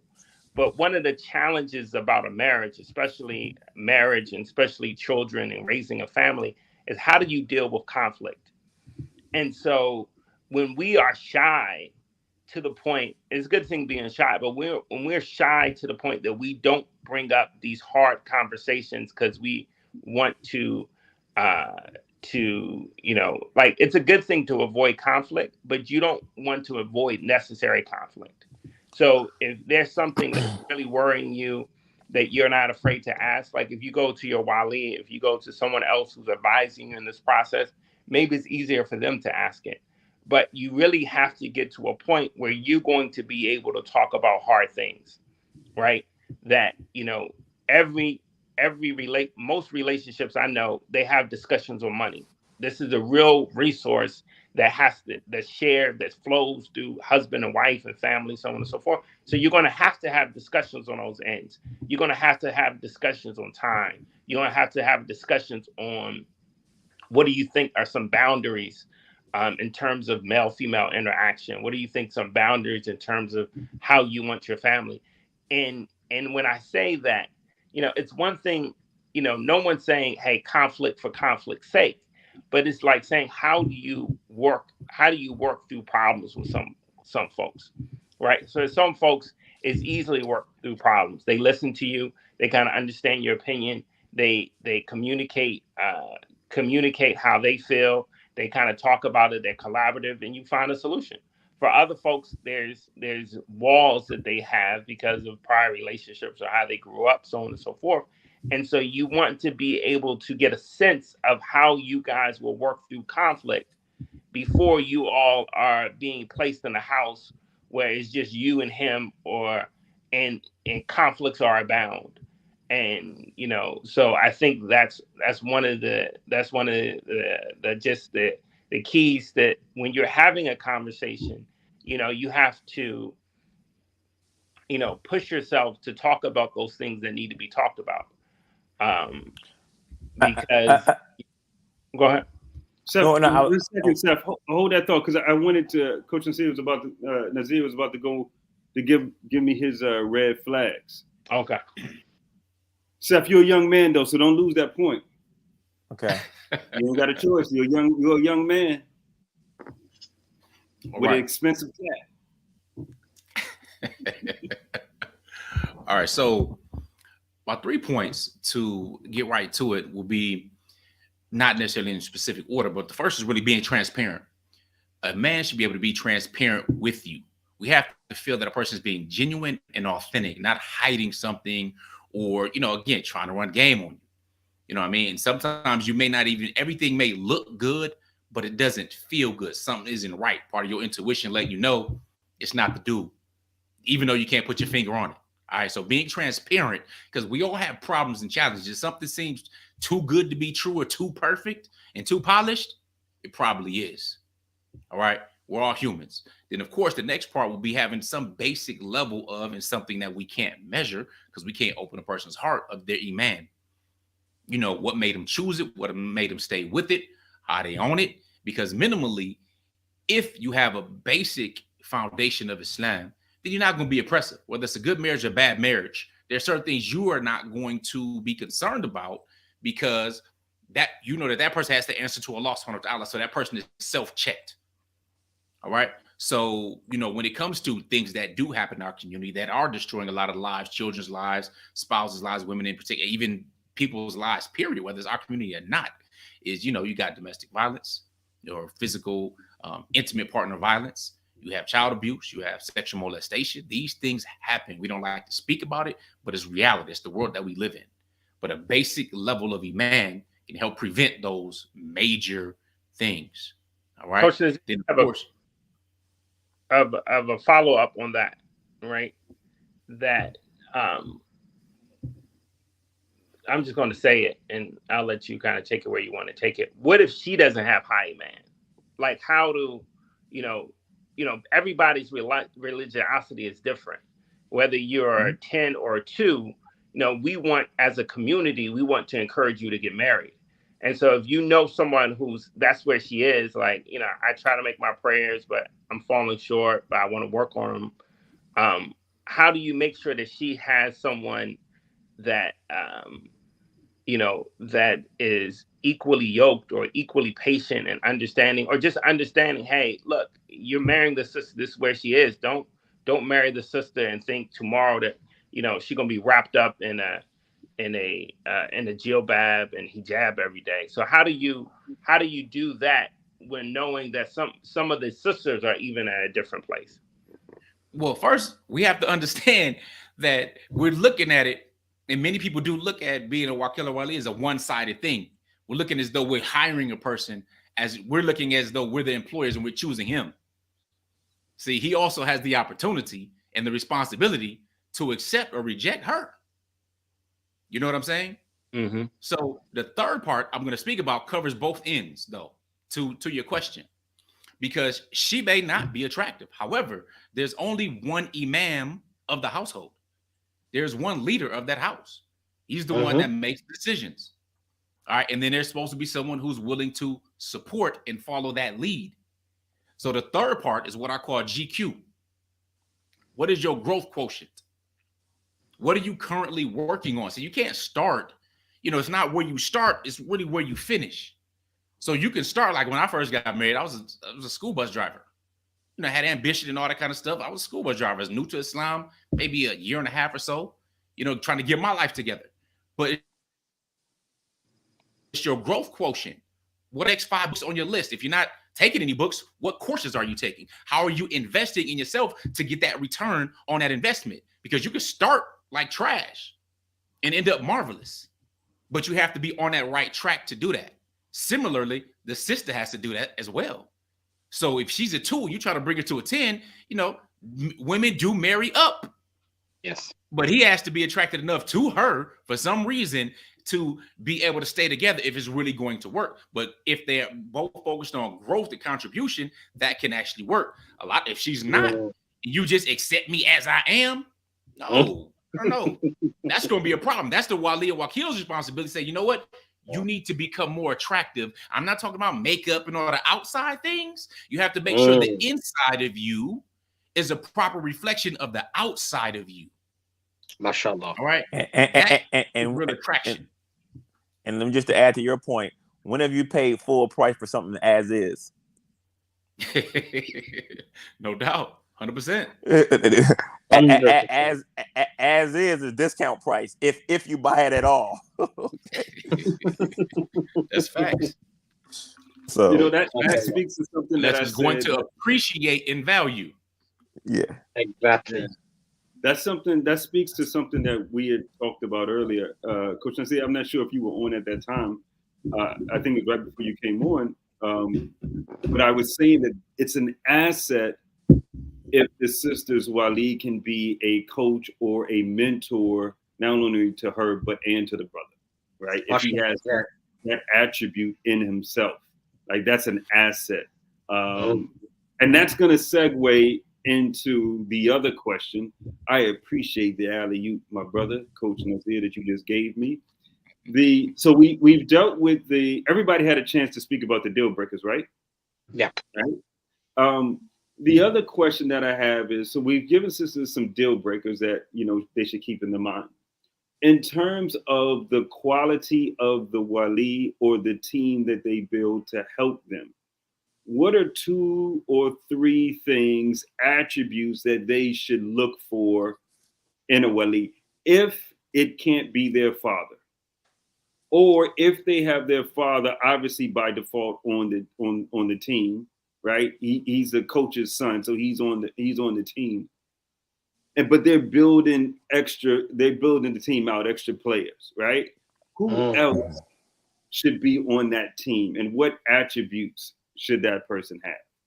2 or 3 attributes or characteristics. One from listening to you brothers from earlier that I know was mentioned was one.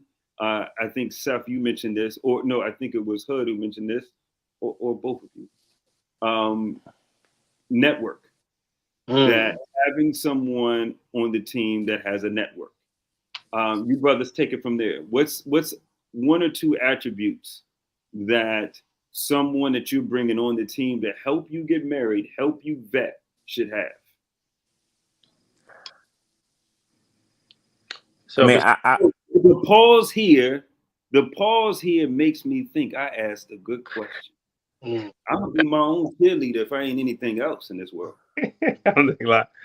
You know, I would start with someone that you trust, right? Someone that you have some kind of relationship with, that you trust what they're going to say. Because if you're bringing someone on because they have a high profile or something else, but you don't trust them, then, you know, you're kind of wasting your time as an advisor, advising them and also listening to their advice. And you know, that trust can be developed for different reasons. You know him, you know his wife, you know, so on and so forth. So I'll add one, and I'll let the other brothers add something to it. I mean, I think also someone who is respected by other people that you respect. So it's like if there's certain people in my life that, you know, if it's when like if my nieces or my sisters are, if I'm not available, but they talking to, you know, say like Hood is one of them. Oh, okay, I'm good. You know, or Nasir's another one. Oh, you talking to Nasir? Okay, we good. Because they may say it differently, but the theme is gonna be the same. It's gonna be the same rhythm. Just maybe a little bit different lyrics, but the rhythm is gonna be the same. So, you know, these are people that because it's not so much that I respect them, it's that as how other people that I don't know respect them and view them. So I know that they're respected people. I would say life experience. I mean, ideally someone over the age of 40, but sometimes because what happens, I've seen people who've appointed walis, they have no life experience. They're only a few years older than the person. And when you ask them what life experience do you have with regards to just, you know, arranging this sort of stuff or understanding human dynamics, psychology and stuff like that. So life experience, ideally someone over the age of 40, that would be great. And there's a prophetic, you know, wisdom behind that as well.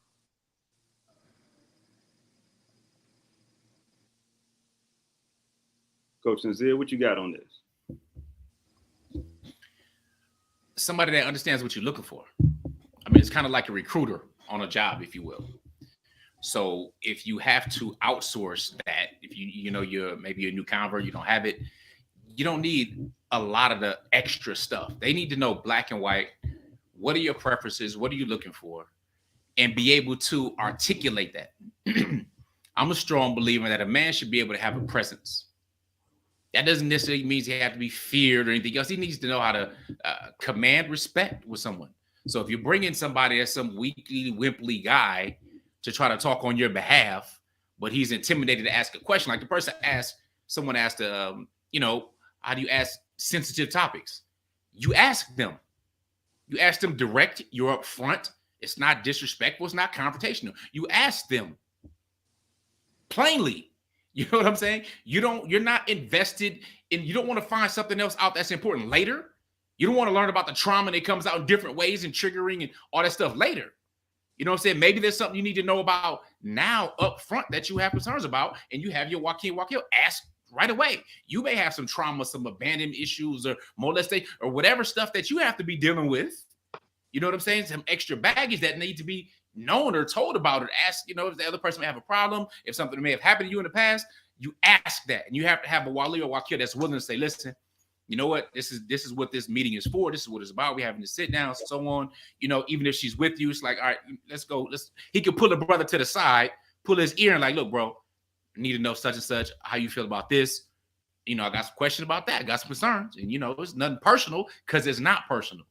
But you want to build, again, the ultimate goal is being that family. So it has to be a man that has to have some type of presence. I don't care if he comes from a Muslim organization, whether it's ICNA or ISNA or the Masaj, whatever it may be, because again, these people that are respected throughout the community still get put in that same pool if it's a Muslim who does not have that Muslim representative, that male representative.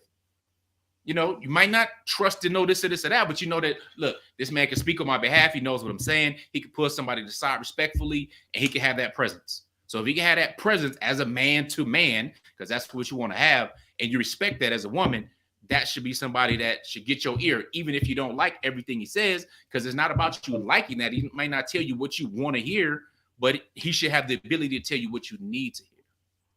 MashaAllah. Yeah, so I would echo all of what you brothers have said, and I will speak from the lens of someone who coaches Muslim women,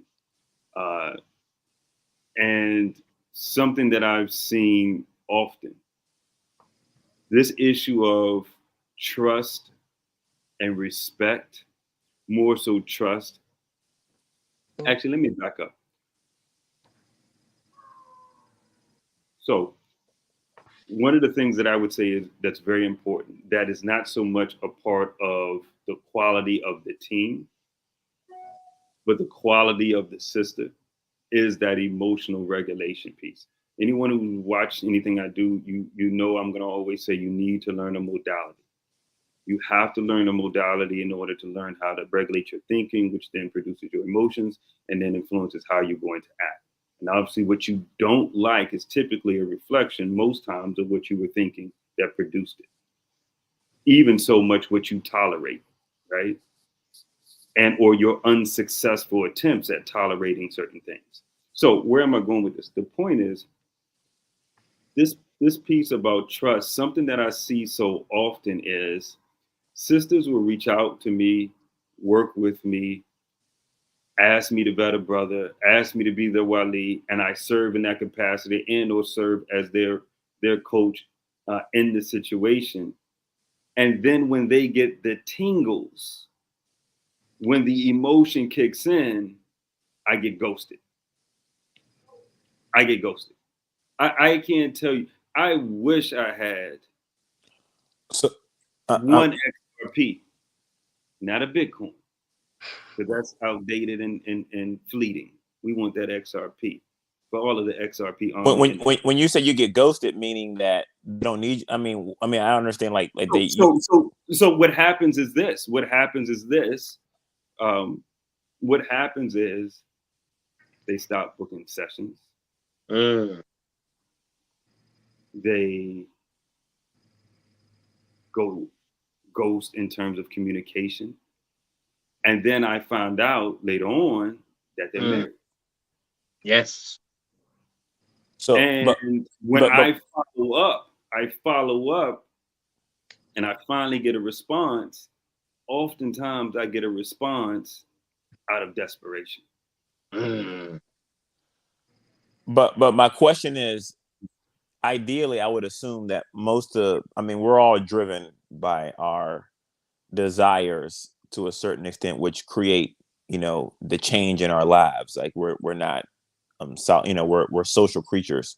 So if we're not being accepted by a group, then we internalize it and we work on ourselves to become, whether it's in a romantic relationship or with our parents or with our siblings or friends. So I would assume, just playing angel's advocate, that the reason why they stopped talking is because they got the tingles, they got the man, they don't need you anymore. So no. Yeah. I'm saying I'm saying that's why they do it. That's right. What, and what and the point that I would say is, at the core, the thinking and the reasoning for the foundation, the pillars that are underpinning the belief that I found Mr. Right is faulty. correct. And that's what that work was being done on, i.e., that need, that conditional self-worth, right? That crack in the pillar of needing validation. You got that hit from this brother that doesn't meet the criteria of what you need for your life. But yet he is the plaster for that, quick hit of validation. He comforts me. He makes me feel like I'm worthy. Well, sis, if you need a man to make you feel like you are worthy, that's problematic. Correct. That's not problematic. The work that we're doing, the work that we're doing in sessions is on that. That's uncomfortable. I can skip that uncomfortable long work and just get the quick fix with the validation hit of, this is the guy for me right now. He has more potential than I really thought he does, than I think he does, but I got the tingles. Let me just go with it. But that's what that's one of the points I came on with, that sisters only take the brothers they don't like to their Wali. The brothers that they like, they will talk to. They will bring them to their Wali after they already, want you to rubber stamp them. And, one of the reasons that, is like, I'm kind of even skeptical, for many sisters, is because it's like, if you like a guy, then you're going to stop hearing me. Right. If I say something's not right about that guy, they'd be like, oh, Hood, you're hating on him. And it's like, I'm hating on him? Okay. Right. And so really, that's why it has to be someone that says, and you get back to the other point, is that also realize that I'm just an advisor. And so it's like, I'm going to tell you, and you can take my advice or you can not take my advice. I think, real talk, I think I'm lucky that I don't have daughters, because what I'm told is that I would have some standards that were like just unreal, that no guy was going to be able to match that. And nobody wants that in a Wali. Nobody wants someone who's like, shooing every potential person who's interested in you off because, like you said, he doesn't, he's not a multimillionaire. He doesn't have 10 juzs of the Quran memorized, so on and so forth. Yeah, that's a serious problem. Well, to expound on that, because that's an interesting point.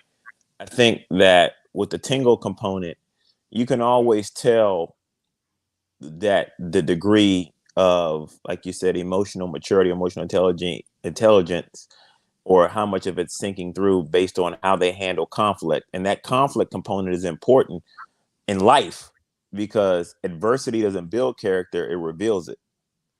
And it's important to, when you're like even and there's always this certain degree of adversity that happens early in a relationship, especially in the courting phase. Maybe she finds out something about him that he was trying, there's some type of adversity that happens.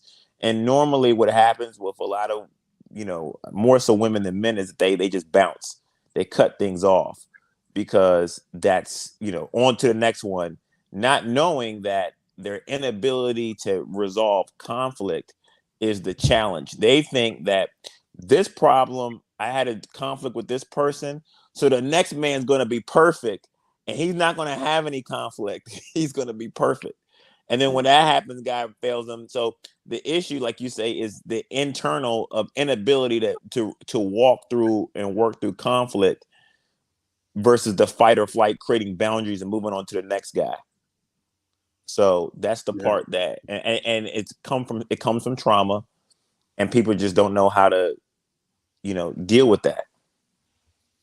Yeah. Coach Nasir, talk to me. What's on your mind, my brother? What's on your mind? I can see it. sometimes Something we is make things doing there. more difficult than they need to be. So if we actually take the time as, you know, as parents, and as the brother had mentioned the masjid earlier, and I didn't speak on it at the time, but one of the challenges is that we are more interested, unfortunately, so it seems, in building institutions and places than we are in building people. All right. So we could have all these beautiful masajid that are being emptied out by children chasing other things and easily fooled by, you know, rhetoric, whether it's feminist stuff or this other Disney, you know, princess syndrome thing. So we're making it more difficult than necessary. However, when it comes to this type of thing, whether it's marrying our sons off, I mean, the Prophet ﷺ had Abu Talib as his wakil when he married Khadija radiallahu anha. You know what I'm saying? So he actually had, you know, representative on his behalf. But if we're teaching our daughters, if we're teaching our sisters through the masajid, for example, if there was programs in building people and how to live with someone else, how to recognize your own challenges, it goes back to that personal behavior. So it's not like, okay, you have this 2 who can't progress. She may not jump to a 10. You know, you're not going to change all of that overnight, but what you can do overnight is change direction. So if we're focusing on building people up, so you don't have to be a coach or a counselor or a therapist or anything like that as a wakil or wali, but you can coach and you can behave in those roles with the people that you're representing, because you want to be not your best self temporarily as you're showing yourself. You want to be the start of a brand new journey as you're building a family, you're growing during that process. So you're not having to, so people don't think it's just normally a natural, well, I'm married 5 times, the 6th is the charm. You don't have to go through a bunch of marriages. If you actually invest a bunch in yourself, then you'll be increasing your value and knowing what that looks like to the opposite gender and what fits you in your feminine role. So there goes that. This up here has to be trained in part of that process, you know, and that's what, you know, alhamdulillah, inshallah ta'ala, we'll talk again and, you know, discuss some things with 𝗗𝗜𝗦𝗖𝗟𝗔𝗜𝗠𝗘𝗥 with this Wali and Wakil program I was putting together, because it's much needed. And it also helps people and put the red flag up. Oh, you one of them sisters that just want the rubber stamp. You know, you want to have this name, or you're number 4. Okay, here's the types of sisters that, you know, want to get married, and then, you know, that want the wakil. It might be a 7 different types of personalities we come across, because we come across a bunch of them. But let's say it's 7 different persons. Okay, so you're number 4. This is where you are. Okay, and this is how this likely ends up in results. We could look at data if we want to and go to that point, or we can help build them up to say, listen, get to this level, and this is what you can expect. You know, because again, you coming in with, you know, beer taste or champagne taste, but beer money. It ain't gonna work either way it go. Both haram regardless. But you thinking, and you're coming with this entitlement and privilege mentality to something that you don't deserve and you haven't worked for. You're not investing yourself to even get. And that right there could set you up for failure, because you have, you know, your expectations have been crushed because somebody wasn't willing to tell you to invest in you to get to the next level. Whereas again, it's harder for you. It's harder for you in a whole bunch of different ways than it is for a man.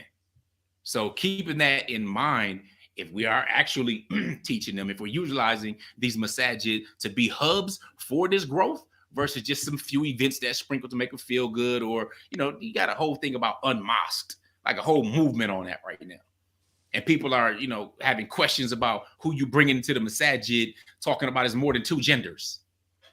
You know, you working on trust there, bro. You know what I'm saying? So you got the cliques. We had the cliques and stuff in the 90s. It done went to a different level now. You know, so it's not like it used to be in the village. We don't come from that village. I don't come from that village. You know, my children are first generation Muslims born into, alhamdulillah, Islam.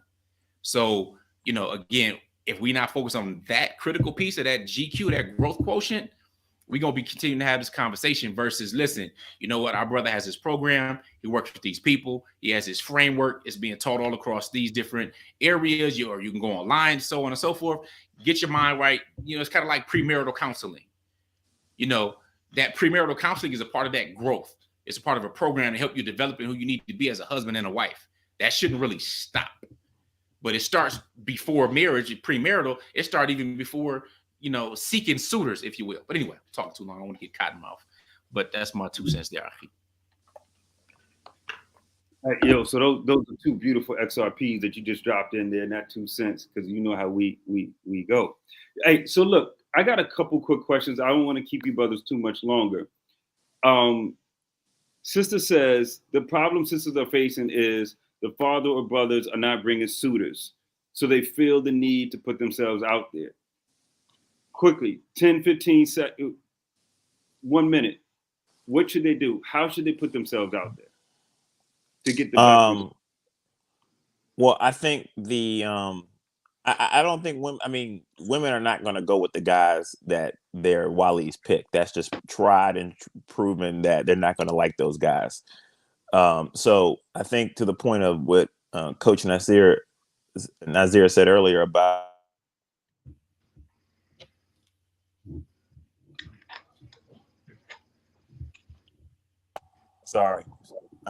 what Coach Nasir said earlier about how Moses brought Moses' daughters brought a man to them, and then he put them through. Okay, he evaluated them. He might have been obviously when he brought them when Moses was brought to his wife's father, Wali. He wasn't Mr. Right now, but he eventually became Mr. Right. So I think that is the best way, in my opinion. And because you can't help what girls like. I mean, my nieces, they like whatever, and I don't understand it. But at least if they let me work with them and build them up, that would be ideal. That's what I think. So, Hud and Coach Nasir, before you answer, can I just make this one comment? I only got 23 likes, and we had up to 40 people watching. I'm just saying. Hud, Coach Nasir, what do you guys got on this one? The sister needs to put themselves out there. What's a way that they can do it that can get them good results?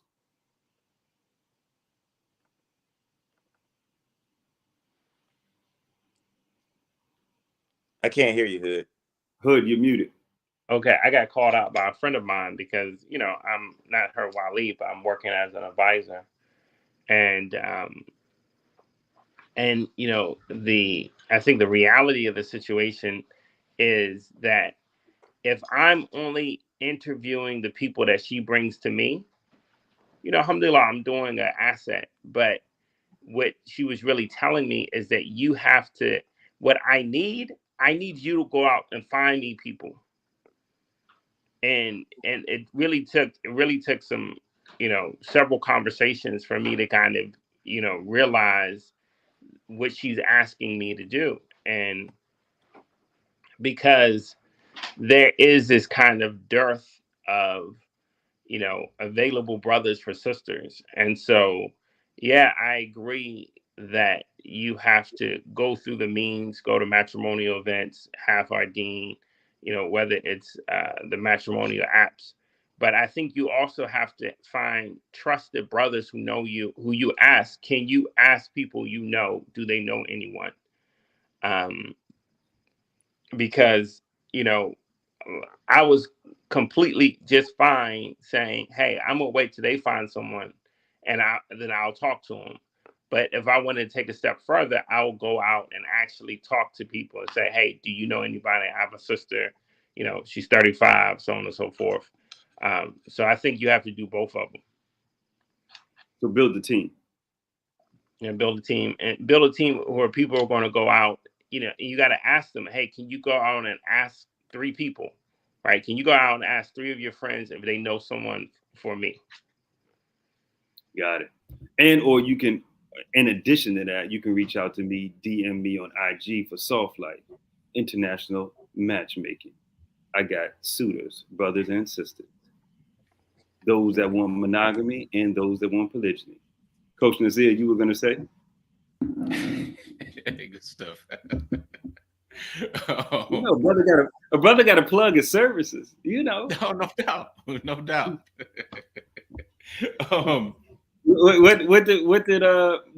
Mr. Carter say? I'm not a businessman. I'm a businessman. Yeah. Indeed, I understand, bro. I understand. So, I guess it means what do you mean by put yourself out there? All right, because I've seen this thing where all of a sudden you have a sister who feels she has to reveal more of her physical beauty. All right, because she mistakes attention for this intention to marry or do well with. So she goes from having a kimara on, for example, then all of a sudden it goes from a kimara to a turban. Then all of a sudden you see the front part of the hair, and then it goes a little more. Then now the earrings come out on top of the thing, and then this is all. Well, you know, I'm learning myself. All this BS. I mean, is that it? You know what you mean by putting yourself out there? Because think about this. There's not a man that I know that's like, oh yeah, my wife. Oh yeah, I like that she's really out there. That's not usually a good connotation. So by putting yourself out there, one, what does that mean? Two, you also have to understand you're looking for one win, just one. All right, it's not going to take a whole bunch, but you're looking for one win. All right, and it's very important to try to do your best to get that right. So as a man, of course, he must demonstrate his value, while a woman must protect and preserve hers.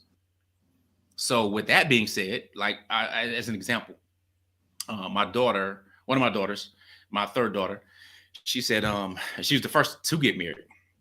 You know, she was talking to her sisters and everything and and you know, acting a little funny. She was a Sunday school teacher at the masjid and so on, and she was acting funny. She's like, well, boy, you know, I need to talk to you. I'm like, okay, well, you know, what's up?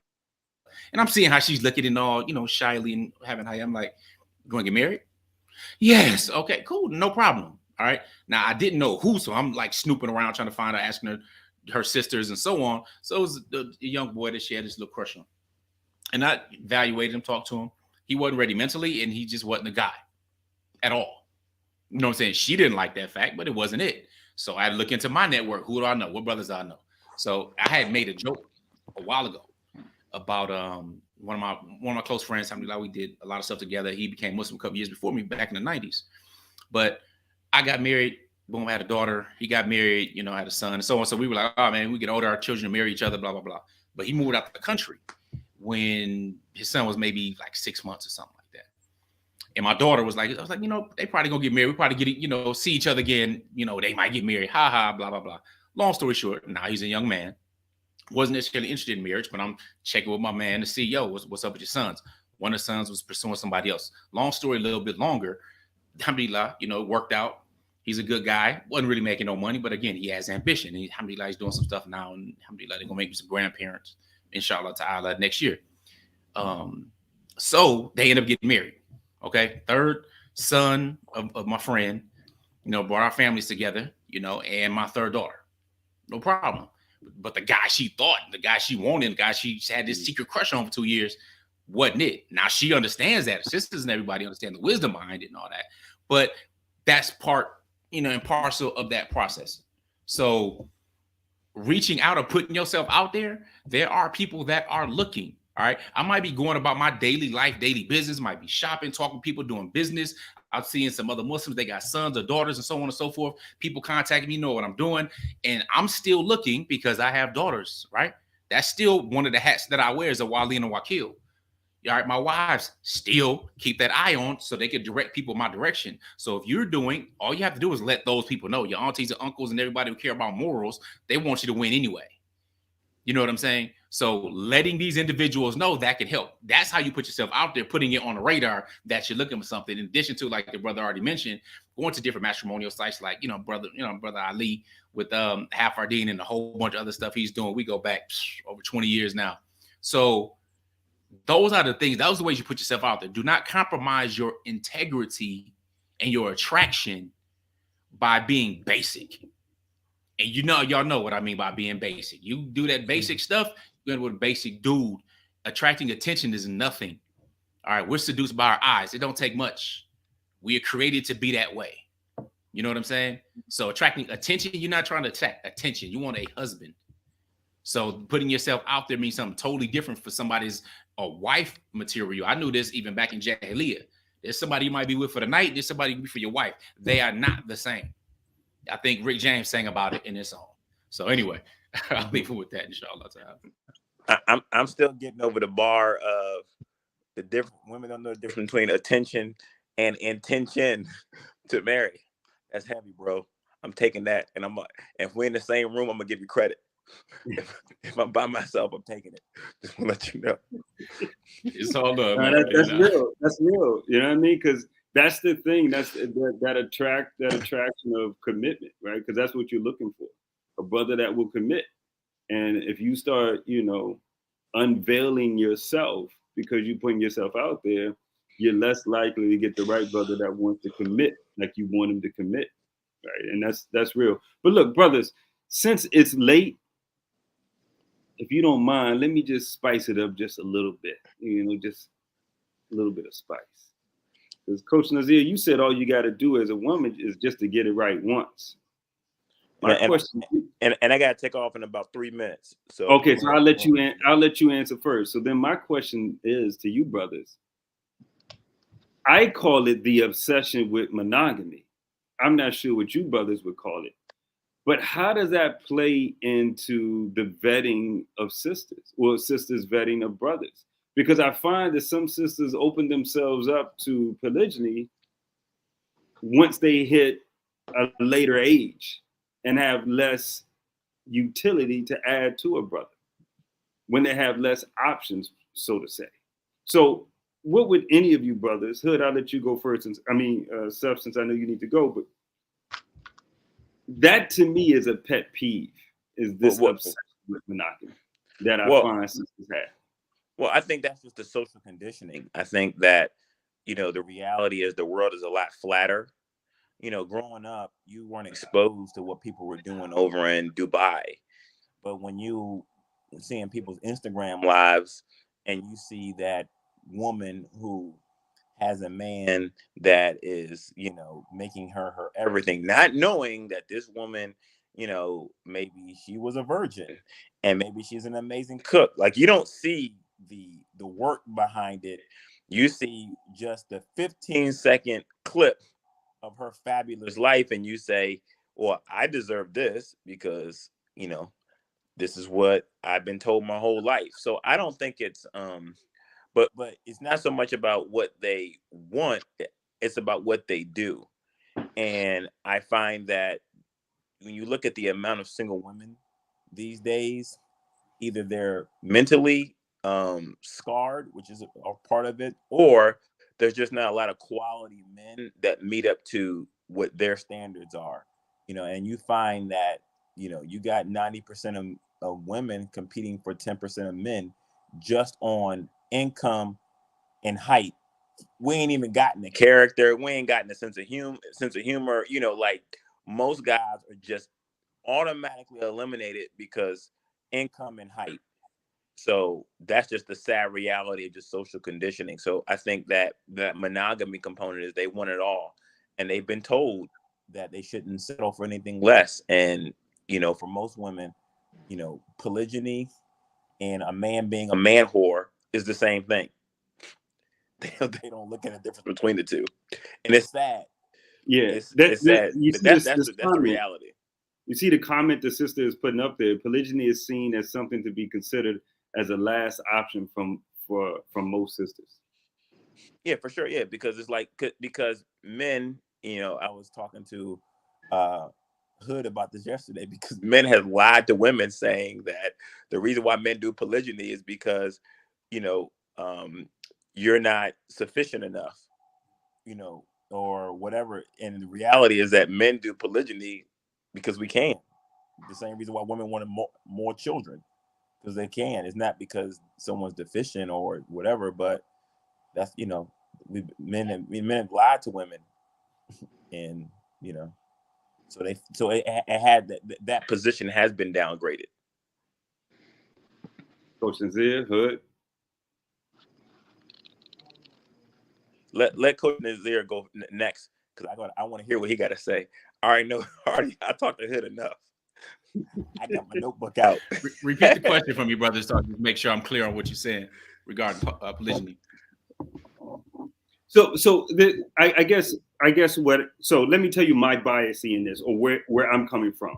I like I said, mainly work with Muslim women, and what I find, and so the age range is mainly 28 to 53 is the age, but mainly in that 30 range. And A lot haven't been married, and some are divorced with children. And when I, speak to them in terms of the type of brother that they say they want and the type of brother that their situation actually necessitates, one of the things that I encourage them to entertain is polygyny. Because the brothers that I know that have the means, the resources to be able to be that asset in her life are married. Mm-hmm. But it's this kind of repulsive reaction that I get from clients that is just, for me, it's like I accept it because they're a client. Like, okay, I'm here just to advise, to give you something. If it works, it works. You don't want to deal with it, no problem. We can I'm putting it out there. But I know the quality of men that are married. And as all of us in different venues have had this same conversation. And Coach Nasir, you brought it up earlier when you said, where are they at? Mm-hmm. Like the reality of Hood, you asked the question last time we were on, can we name 5 quality brothers that are single that we could say, you know what, if we had a sister, you can marry any one of these 5. Most brothers would struggle with that. So right. we know a lot of brothers who are married that can fit that bill, that can step in and actually elevate a sister's life, that of her and her kids. But yet there is what I, believe is kind of this obsession with monogamy that rules a brother, that cancels a brother out before you're even able to entertain a discussion on what the brother is like, what qualities does he bring to the table. So that's kind of the background to the question. One, Allah Ta'ala is Al-Hakim. We know that Allah Ta'ala is the most wise. So clearly, if Allah Ta'ala is the most wise, and he is, and we know this, and he allows polygyny, it's something that's permissible, and some would argue that it's the default setting when it comes to marriage, marrying 2, 3, or 4, and if you feel you cannot do justice, then 1, right? So with that being said, women are choosing to be delusional. And this is a relatively new thing, only over the last couple of centuries. And what I mean by that, when you ask a person, since we don't talk about this in our masajid, because again, it's been filtered down into westernized Anglo-Saxon concept of marriage in society, they think that monogamy is the norm and has always been the norm. No, listen, in Islam, a Muslim man can actually have sex with how many women? They say 4, up to 4. He can marry up to 4 women. But you have to understand, when these ayat were revealed, you can have an unlimited number of concubines. So let me get that off your mind, because it's much easier to simply have sex or do something immoral, like what's going on now, boyfriend, girlfriend, this whole circle and cycle of things that's happening from whoever it may be. I don't care if we're talking about reverends or politician reverends like Jesse Jackson, or you talking about Tariq Ramadans, Muslims, and so on. So it doesn't matter if you're an imam, any preacher, or priest, it doesn't matter. All right, this sexual drive still happens and occurs. And when you try to fight it or do something against nature, then you got the Catholics with all this type of molestation and rape and so on going on. All right, but Islam gives us a way to deal with it in a noble and respectful manner because he knows his creation. All right, so simply thinking, oh, it's just your lustful desires, or I'm not. Listen, there is not a woman out there. There's not a woman out there that I've ever come across or known or even heard of in speaking with many and their husbands that is going to be able to completely satisfy a man even on a sexual basis. Now, let me quantify this real quick. If a man does not mind every single day having intimacy, that doesn't mean he want to go for a marathon. I mean, the only average session is only like 8 minutes. But every single day, you can't even do it every single day if you're of childbearing years. There's parts of the month that you can't handle your business in that area. So, yeah, you can't even in that level. So how do we think you can cover every single thing if you think you're just on it says lower desires? No, you have to understand conditioning that goes with that. Because if a Muslim man can have sex with unlimited number of women, that doesn't mean today, like, we're not getting concubines from battles and war. That's not happening right now, right? But I'm letting you know the context of what these different ayat will reveal and how things have been practiced. I mean, I'm going to Turkey and I'm visiting Topkapi Palace, for example, right? And you're in there and you see the concubine quarters. And you have to understand what was going on with the different sultans and so on, and what had happened, why they would have babies with these concubines, so the families wouldn't come in and murder them. This real stuff that's going on. Eyes real. It's not just, oh, what about your emotions at home? And, oh, honey, I love you. You're the greatest. I only have eyes for you. That's not part of our nature. That's not what it is. We here, and the reason why sexual intimacy is so gratifying, why it's so good to us men, why if you could fly G-force and feel this in the sky, you would be much more satisfied with this, because that's the way it was created. Because without such a strong desire, human beings wouldn't continue to exist.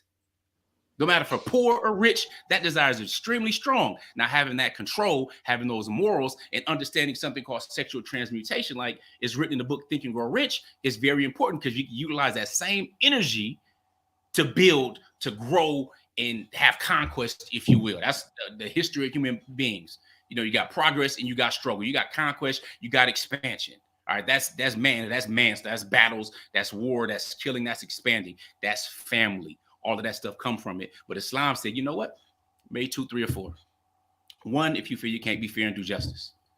So polygyny not only is a viable option, we're letting you know that polygyny is an institution. It's a form of marriage. It hasn't been being talked about. So my wives and I are talking about it, outstanding personal relationships on our channel with hundreds of videos there. They talk about it all the time. And now recently we came, you know, I was thinking about it. I'm like, you know, a Muslim woman has an absolute right to marry a married Muslim man. 1, she lessens her chances and opportunities that this is a dud. You know, like you have a bottle rocket that's going to go off and it never explodes. It just goes boom, and that's the end of it, because he's showing through experience. And when you're hiring somebody for a job, you're looking at their resume, right? You're looking at their CV. Oh, this person able to take care of a family. They're able to do this and so on and so forth. That doesn't mean you have half a husband, because you're still a whole wife. He's still a whole husband. What's differentiated is the time.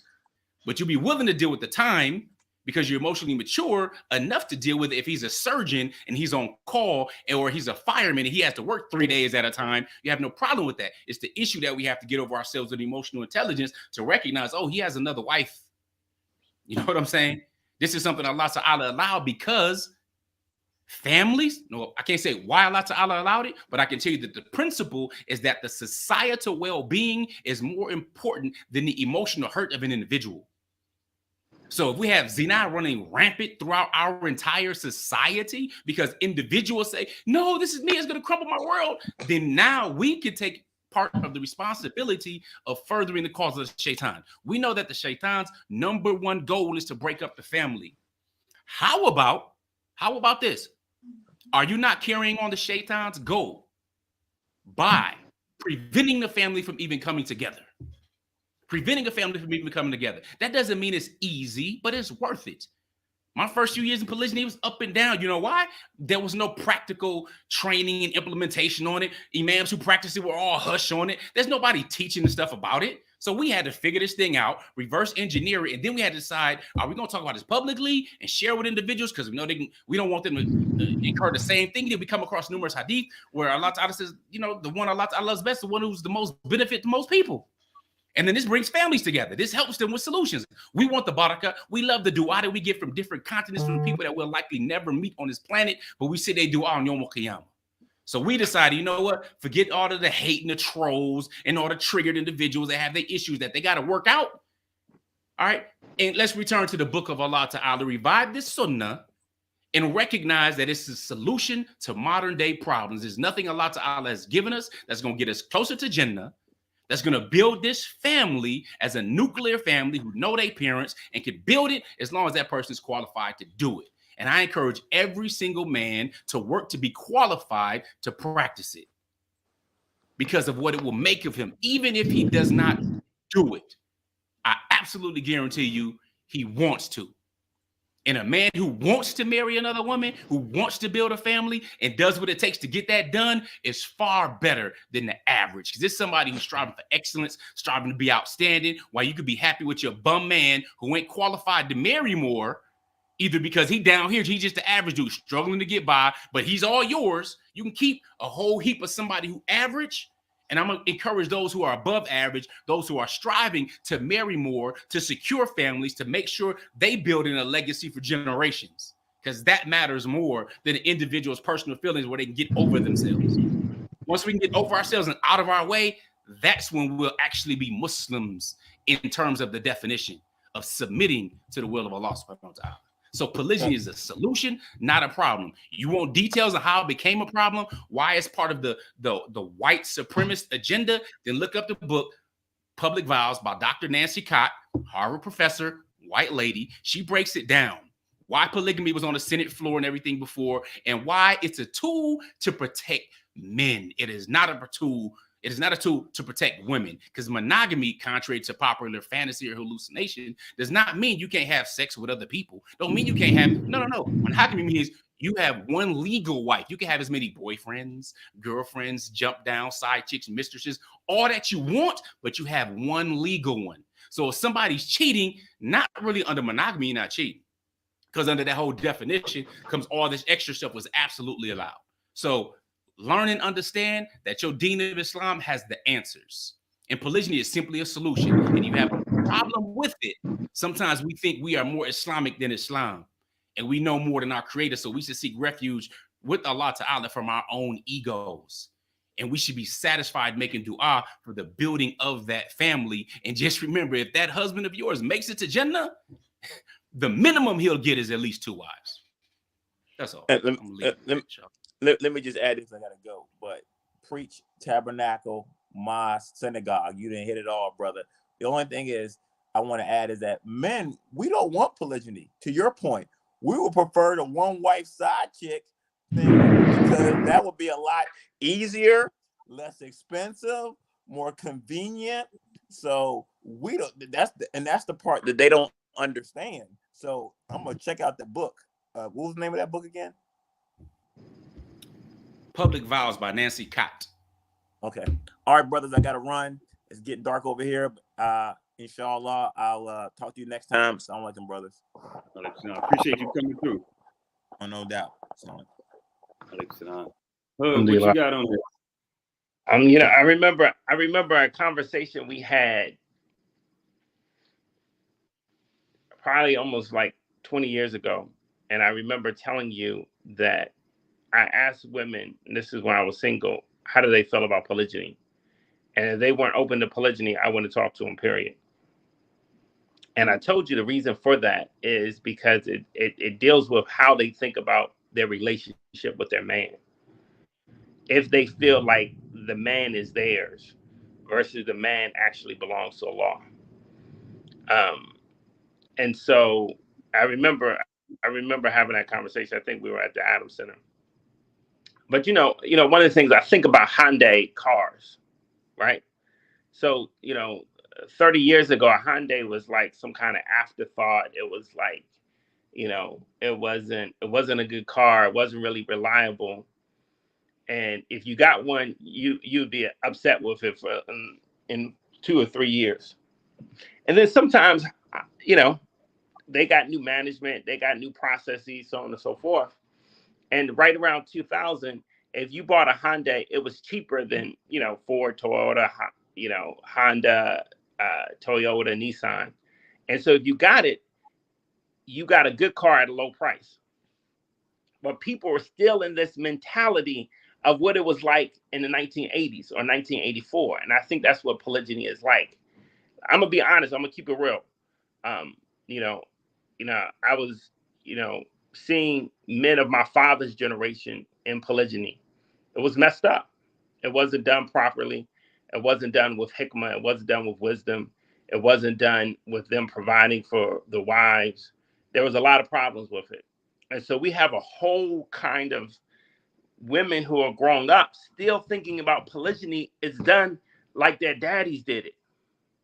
And so there's a whole kind of cadre of brothers that they're not considering because they think that they like their daddies, right? And reality is that as a community, we have kind of shown up in a different way in polygyny, right? I think it's even if you think about Black fatherhood, right?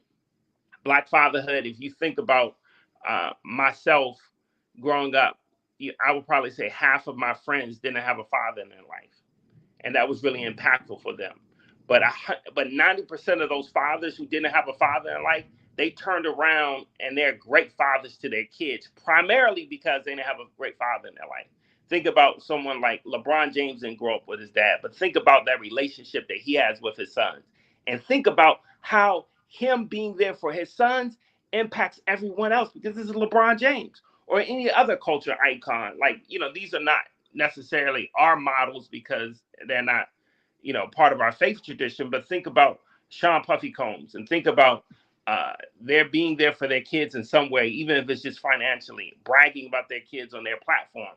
And so the ideas about Black fatherhood are much different than they were for our generation. We think about how many men that we knew who didn't grow up with a father in the house and how those men are showing up for their kids. So I think that's what it is about polygyny. I think 50 years from now, someone's going to look back and say those women who kind of, had better outcomes were those women who said, hey, look, I'm going to consider a brother like Muhammad, Bilal, so on and so forth, who are good, solid brothers who are kind of interested in taking on the responsibility to kind of lead and take care of another family. And I think sisters are really missing the boat. Like 50 years from now, I think people are going to be like, oh, well, we should have done it, so on and so forth. But it's too late. It's going to be those who are pioneers, those sabiqun, those forerunners who are like saying, hey, I'm going to look at this brother for who he is, not for whether he's married or not. Because I think the real question is, and this is almost to Coach Nasir's point, when I think about even my own daughters, I would never ask him, it will never be an issue of if he's married or not. It'll be an issue of what kind of man he is, right? Like, think about the Prophet Muhammad sallallahu alaihi wasallam, right? Think about just this reality. These same people who have this kind of, kind of commitment or this myopic opinion about monogamy wouldn't even be with the Prophet sallallahu alaihi wasallam, right? With this rationale that they said. And, and I think to another point, the sister said that imams, and I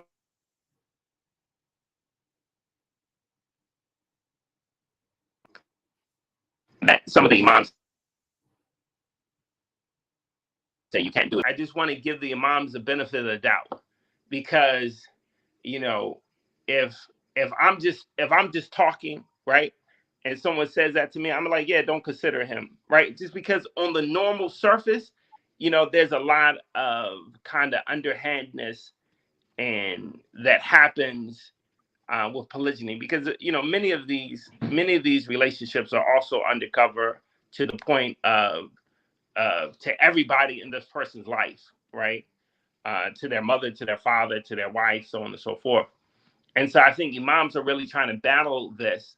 But if they throw the baby out with the bathwater, so to speak, they're really going to be hurting sisters, because, as someone who knows this firsthand, is that it's really for the women.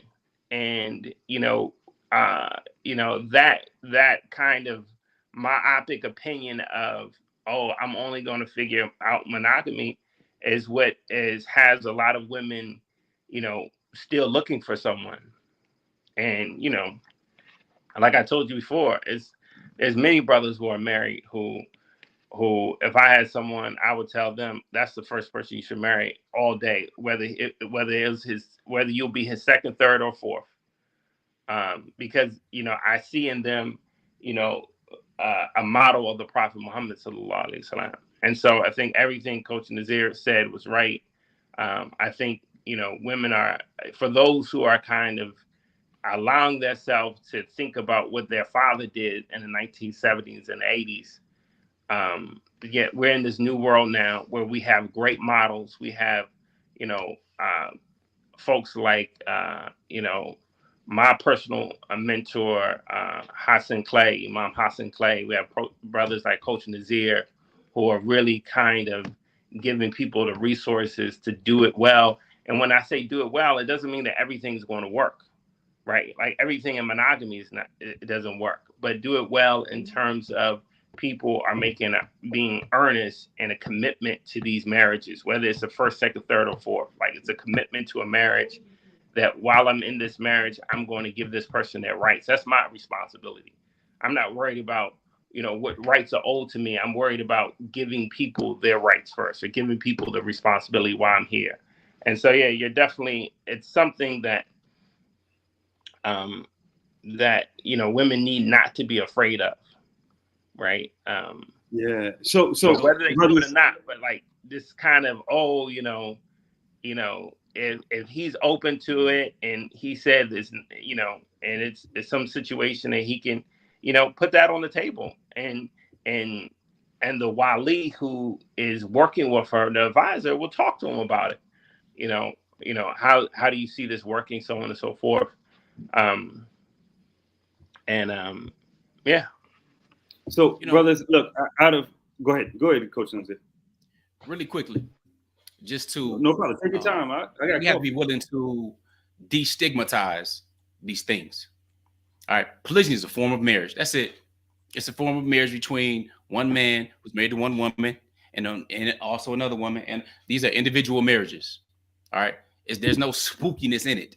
You know, people think that, oh, you have to be this, you know, thrown away or discarded or older or so on and so forth. Nope. Not this. Again, I told you I have 3 daughters. Nope, they never in a relationship. 3 virgins. They want their husband to practice polygyny. The question is finding a man that's qualified to do so. All right. Then you have, of course, the Tunisian president, 𝗗𝗦𝗍 Suluhu Hassan, I believe her name is. She's a 3rd wife. She's a 3rd wife. All right. She's president of a country. How about that for polygyny? Or many of you don't know that Janet Jackson. She was the 4th wife when she had a baby for the brother she was with. She was his 4th wife. You know what I'm saying? So Janet, I don't know about y'all, but Janet was on my list when I was a boy.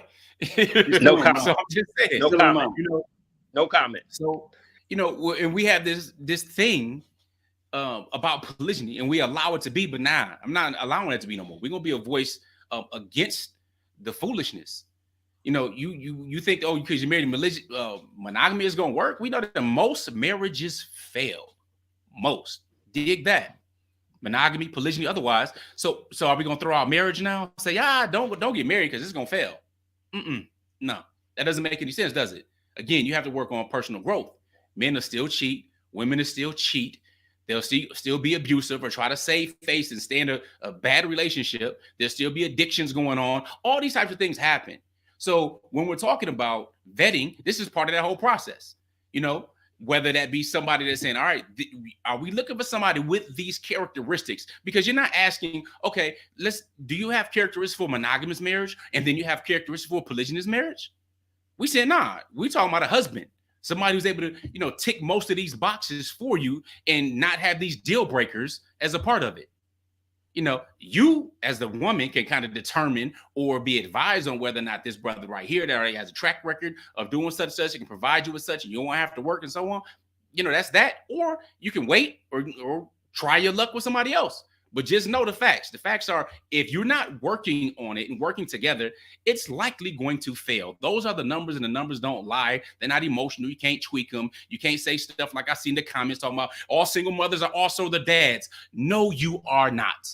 You're simply you're a single mother. You are not all of a sudden got the title of a father. No, that child is an orphan if the father is not alive and around like that. But you're a single mother. So the delusion that we can tell ourselves, well, I'm this and I'm that. No. You're still a mother. You're a mom. You see, here's the thing. A wife or a woman is not like many in society believe this genderless binary. A woman is basically a man with a vagina. So we're the same, right? And then a woman, you know, is a man, or no, a woman is a man with a vagina, supposed to be, right? And then vice versa. You got a man is just simply a woman, same emotions, same makeup, same responses, but has a penis. That's not how that works. We're different. And our creator created us differently. So if we're talking about marriage, if we don't talk about all forms of marriage, then we're doing a disservice to our ummah. And it's shameful to see that people who are not of our ummah see the wisdom in it and then bringing it back. And alhamdulillah, many people have even taken the shahada, not many, a few at least announced to us that they're taking shahada and started studying Islam after really looking at the wisdom behind this form of marriage and how Islam stands strong on it. And then they get confused by seeing people that are Muslims that have this issue. If you have an issue, it's better to remain silent and remember that the number one thing that's going to lead people to Jahannam is that tongue. So control that thing between your lips and, of course, between your legs. So anyway, inshallah ta'ala, that can help from that perspective. No, you both dropped some jewels. Hood, I mean, I know you have to go. Can I? And I, Coach Nasir, I want to respect your time. You and I are on the same time zone, so I know it's late for you, my brother. I don't want you to be addicted to coffee like I am. So look, let me just ask you guys this one last question. In the Hood, you please go first because I know you have to go. If you give me just 30 seconds, I would love it. Can you brothers please address this concept that polygyny only benefits men? How do sisters benefit from polygyny? Because I think one of the ways in which we destigmatize polygyny, which we all agree can be an asset or is an asset within our community, is a valid form of marriage, is to address this misconception that it only benefits men, that sisters get nothing out of the deal. Yeah. Bismillah.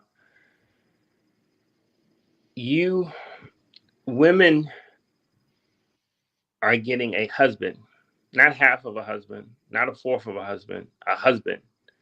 And Allah has allowed men to be able to manage those type of relationships if he's that man that has the wherewithal, right? There's many men who can't even think about it, who just like, oh man, I can't even deal with my one wife. I can't imagine how you deal with 2, 3, or 4.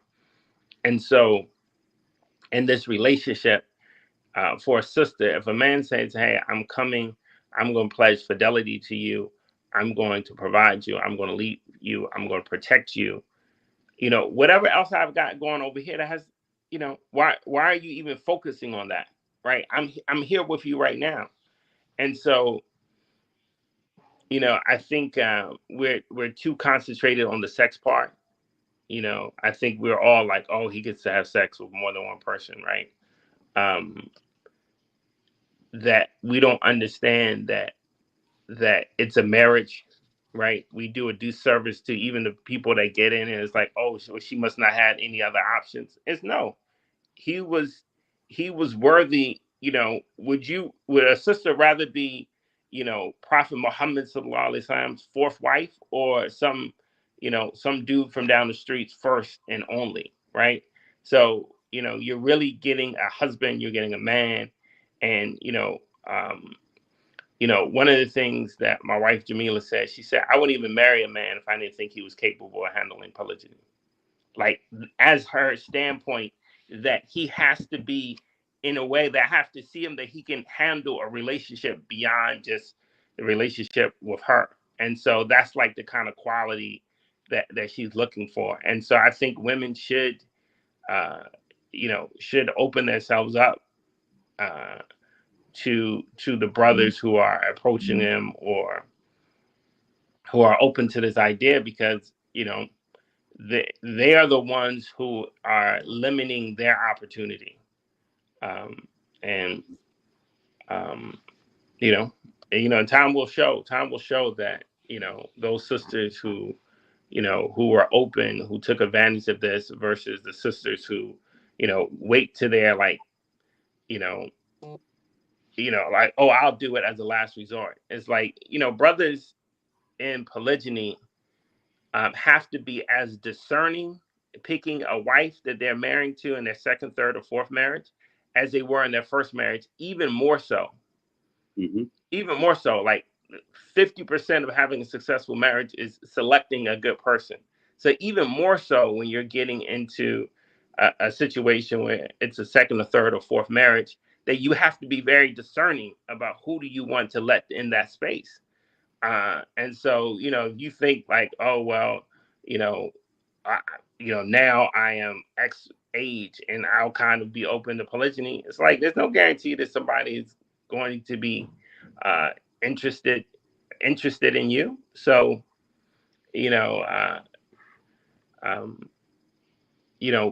good brothers and good sisters are both jewels. And so when you find one, you should really take advantage of that. And really, and not be so kind of caught up if it's a monogamy or polygyny, in my opinion, inshallah. But thank you, Coach Nasir. I'll probably hit you up Just to introduce myself outside, Nasir, as always, you're my man. Look forward to talking to you some more in the future. You all take care. Assalamu alaikum, brothers. Alaikum salam. Appreciate you. On this final point, the woman actually benefits more than the man, in my opinion, except that Allah Ta'ala is going to give you blessings and multiply those blessings infinitely as He wills. This is what I mean. Islamically, when we're talking about family, Islam encourages the family. There were 3 men that had said that, they came to Islam and they had their religious zeal and fervor. And the first one had said, look, I'm going to pray all night, not going to sleep. Other one said, I'm going to fast every day. I'm not going to break my fast throughout the year. Other one said, I'm going to be abstinent. I'm going to stay away from women. And then the news got to Prophet ﷺ. He asked for those men. And he said, are you the men that said such and such? He said, yeah. He said, I am more submissive to Allah than you. I am more afraid of Allah than you. And I pray and I don't pray. Talking about at night. Sometimes he'll stay for Qiyam, other nights he wouldn't. He said, I fast and then I don't fast. And I also marry women. And those who do not are not from me. All right. So 1, it encourages marrying women. 2, the Prophet ﷺ said he wants to have the biggest ummah. All right. So marry these fertile women in particular. So he's talking about expanding the ummah. Now, here's the thing. Here's a challenge. You ask the average woman how many children does she want to have. Many usually don't say double digits. So what does that do? That backs the man in the corner. He now becomes submissive to his wife. She becomes the one in control. He's no longer the leader. He wants to have 10 children. He wants to have 12, 20 children. He has the ability, even up into old age, when she no longer has the ability. Yo, I didn't make the design. Allah Ta'ala is the most wise. He made the design. So now is he limited because somebody chose to do something different than what Allah Ta'ala has allowed? Think on that. All right, that's Islamically speaking. Then you have, again, the nature of men to begin with. Then you have this false idea, this whole false dichotomy of thinking that, this Disney princess syndrome, he's going to marry me and, it's just going to be that. And we're going to run off and live happily ever after. Really? Is that what's going on? So you're telling me, you're watching this webinar right now, you don't know of anybody that has ever been in an abusive relationship, man abusing the woman, woman abusing the man physically. And that's just on the physical level, not dealing with emotionally and otherwise. But you haven't ever seen the abuse in a marriage. How does that affect the children? How does that affect the individuals that are the parents and the husband and wife? Never seen that? They need some type of escape route. How do women benefit more? Well, because the man still has to take responsibility. They are the qawam. And qawam is a little bit more than maintainers or protectors. Qawam, these are the ones who stand up for the women. That's their responsibility still, financially and otherwise. So, yeah, they fall under that protection and that wing, if you will, of this man who's capable of doing so. Because it's much easier, like the brother Sef said before he left, because it's absolutely true. If we were now Muslims, this is the moral option, is to marry. Outside of that, you're not supposed to have intimate relations. But let me ask you, do you know any college Muslims that are drinking, that are having sex and doing so? Do you know some that are grown and that are cheating? Should we look to different imams or different individuals? Yeah, we have this immorality stuff going on, right? Because it's much easier to do that than it is to do something noble and marry someone and take care of them financially and be there for them in many different ways. This is a responsibility that is put on the shoulders of men. Is that easy? No, it's not easy. Is it worth it? It can be. Because every single morsel of food that goes in your wife's mouth, you get barakah from that. Every child that you raise that prays for you, who's righteous and prays for you after you're gone, you get barakah for that. Are you going to limit that now? Well, let's talk about the sexual part. Okay, so you want it every day. She can't give it to you every day. So not feeling good or not doing this. How important is that? We know it's very important because there are many ahadith, authentic hadith, that talk about women refusing for no legitimate reason. See, we have this engine that's in us. We can't necessarily describe it, but I'm not going to be shamed for being a man. I just have to make sure the way that I take care of that is in a noble, respected way, because there's even barakah in having intimate relations with your wife. Right? So the women's benefit is the same as if she's just married to one guy. It doesn't deter. She gets the same thing. She gets marriage, somebody to raise these children, somebody to take care of her and the fam. My wives, we traveling around the world. They don't need jobs, never needed any jobs. They didn't, well, you bring your income in, bring my income in and do that. No, I had to build myself up first. I had to make sure I was doing what I needed to do and get to a certain level and figure things out. And then I chose to marry again. But it made more out of me. And if you want men to be strong leaders that you claim, you're not going to get that allowing them to just waste this sexual energy they have and dissipate it as though polygyny is not an option. Now, I'm talking about something specific here. I'm not talking about, oh, you know, this is be your prize if you do it. No, that's not what I'm talking about. I'm talking about we have this energy. We got this energy in us. Our sexual cycle is one day, where a woman's is about 28 days. Every 28 days, they go through their cycle. Ours is one. We create these every day. Long till after a woman is incapable of doing such with her eggs. I didn't make up the design. It is what it is. But that same energy can be channeled into things that are productive, into building and expanding and learning and teaching and leaving things deposits for the three things that leave you when you're gone, or that stay after you're gone. Because when your book is closed, it's closed except three things: that righteous child that prays for you, this beneficial knowledge that you leave that continues to benefit the people, and the money that you leave, that you spent, that you've invested, that continues to benefit the people. These three things can happen. It can happen a lot more than one single individual by themselves. Being married, that's two.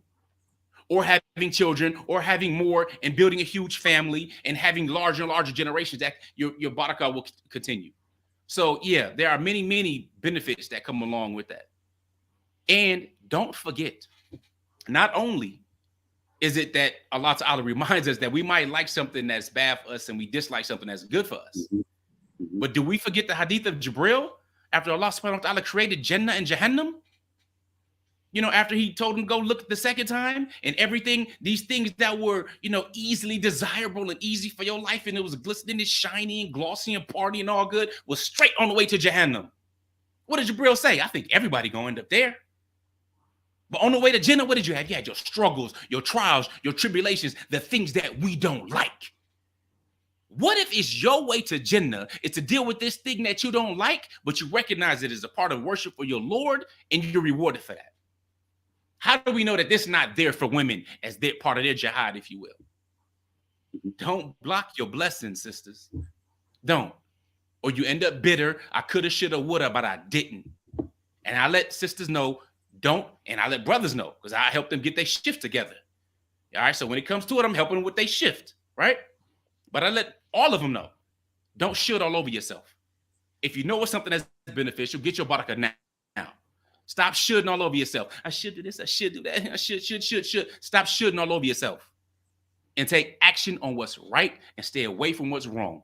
And when it comes to polygyny, it's simply a form of marriage. And every man should work to qualify for that. One, because it's very attractive and you'll attract better quality women. You don't have to worry about dealing with people who don't know they're at the second and third grade maturity level when it comes to the emotion. You're going to attract women. And where I come from, I remember a lyric that said, the girls look so good, but their brain is not ready. And I'd rather have a woman because her mind is more steady. That's the generation I come from. Now that's considered being an old head.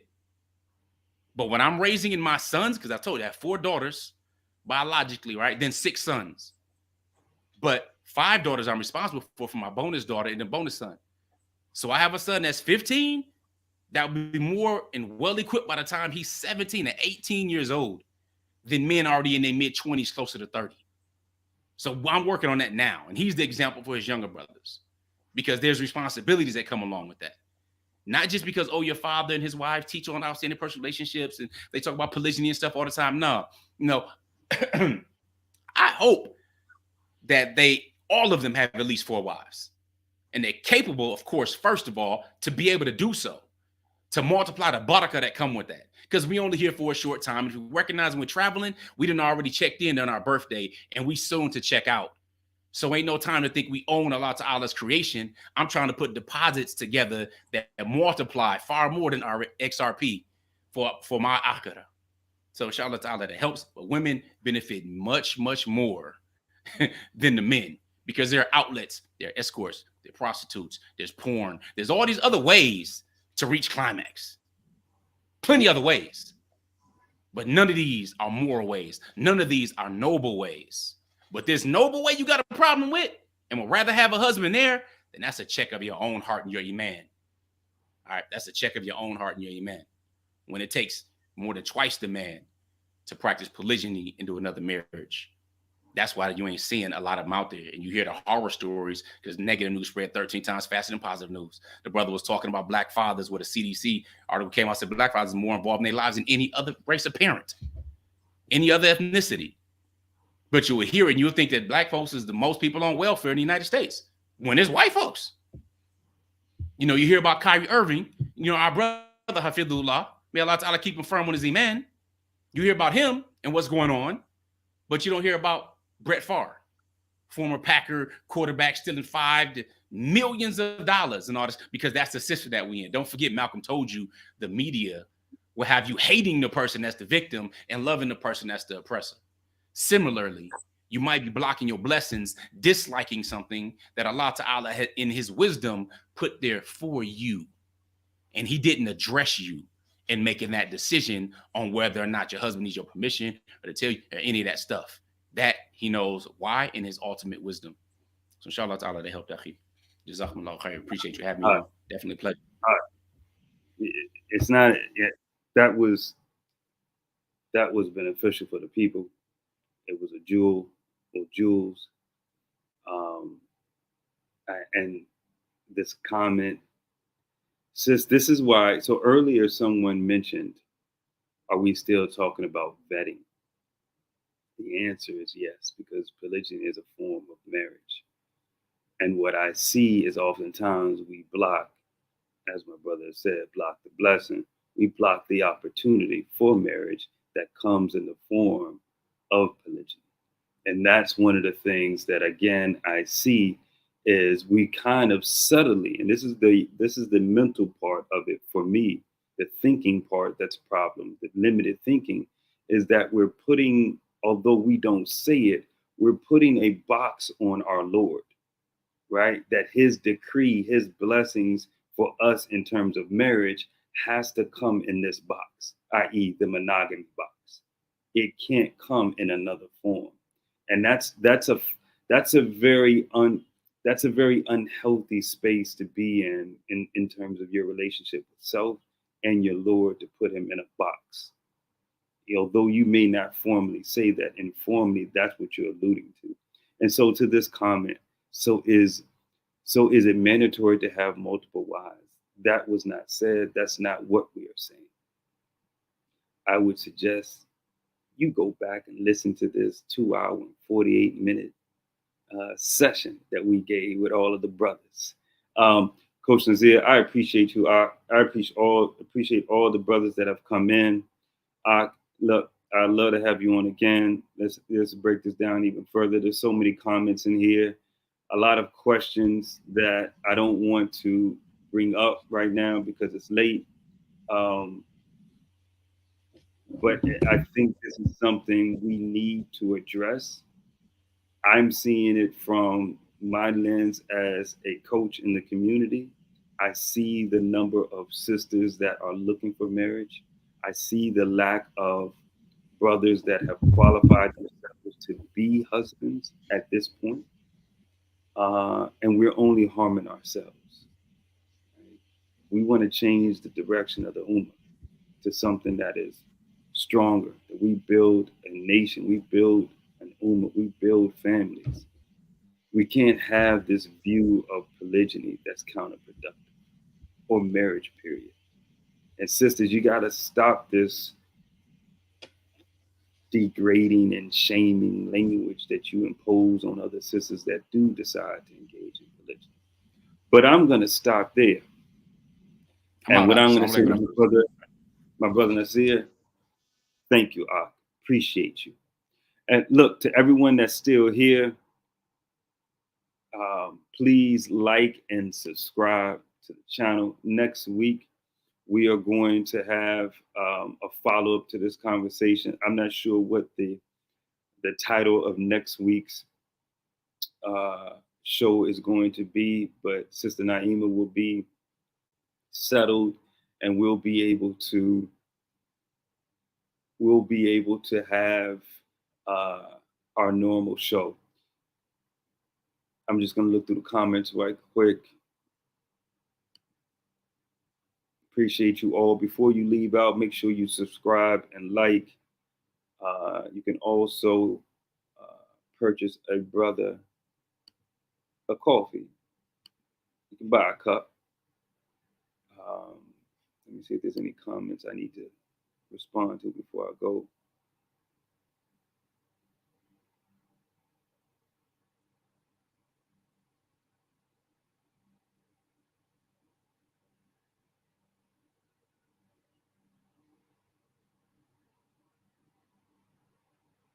Okay, I think everything has been addressed.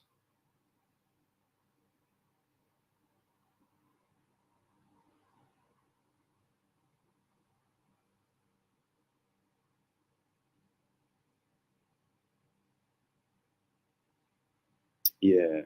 So with that being said, look, I hope if you just tuned in, I see one of the sisters said she just tuned in. We've covered a number of things. We talked about the deal breakers that sisters pointed out, 6 deal breakers that sisters should have when it comes to vetting. We talked about the quality of the Wali and the team that she should build for herself as she vets. We talked about how a sister should show up and put herself out there if she doesn't have a Wali or a team to help her as she's trying to get married. So with that being said, it's late. I'll see you guys next week. Make sure you like and subscribe as you go out. Assalamu alaikum.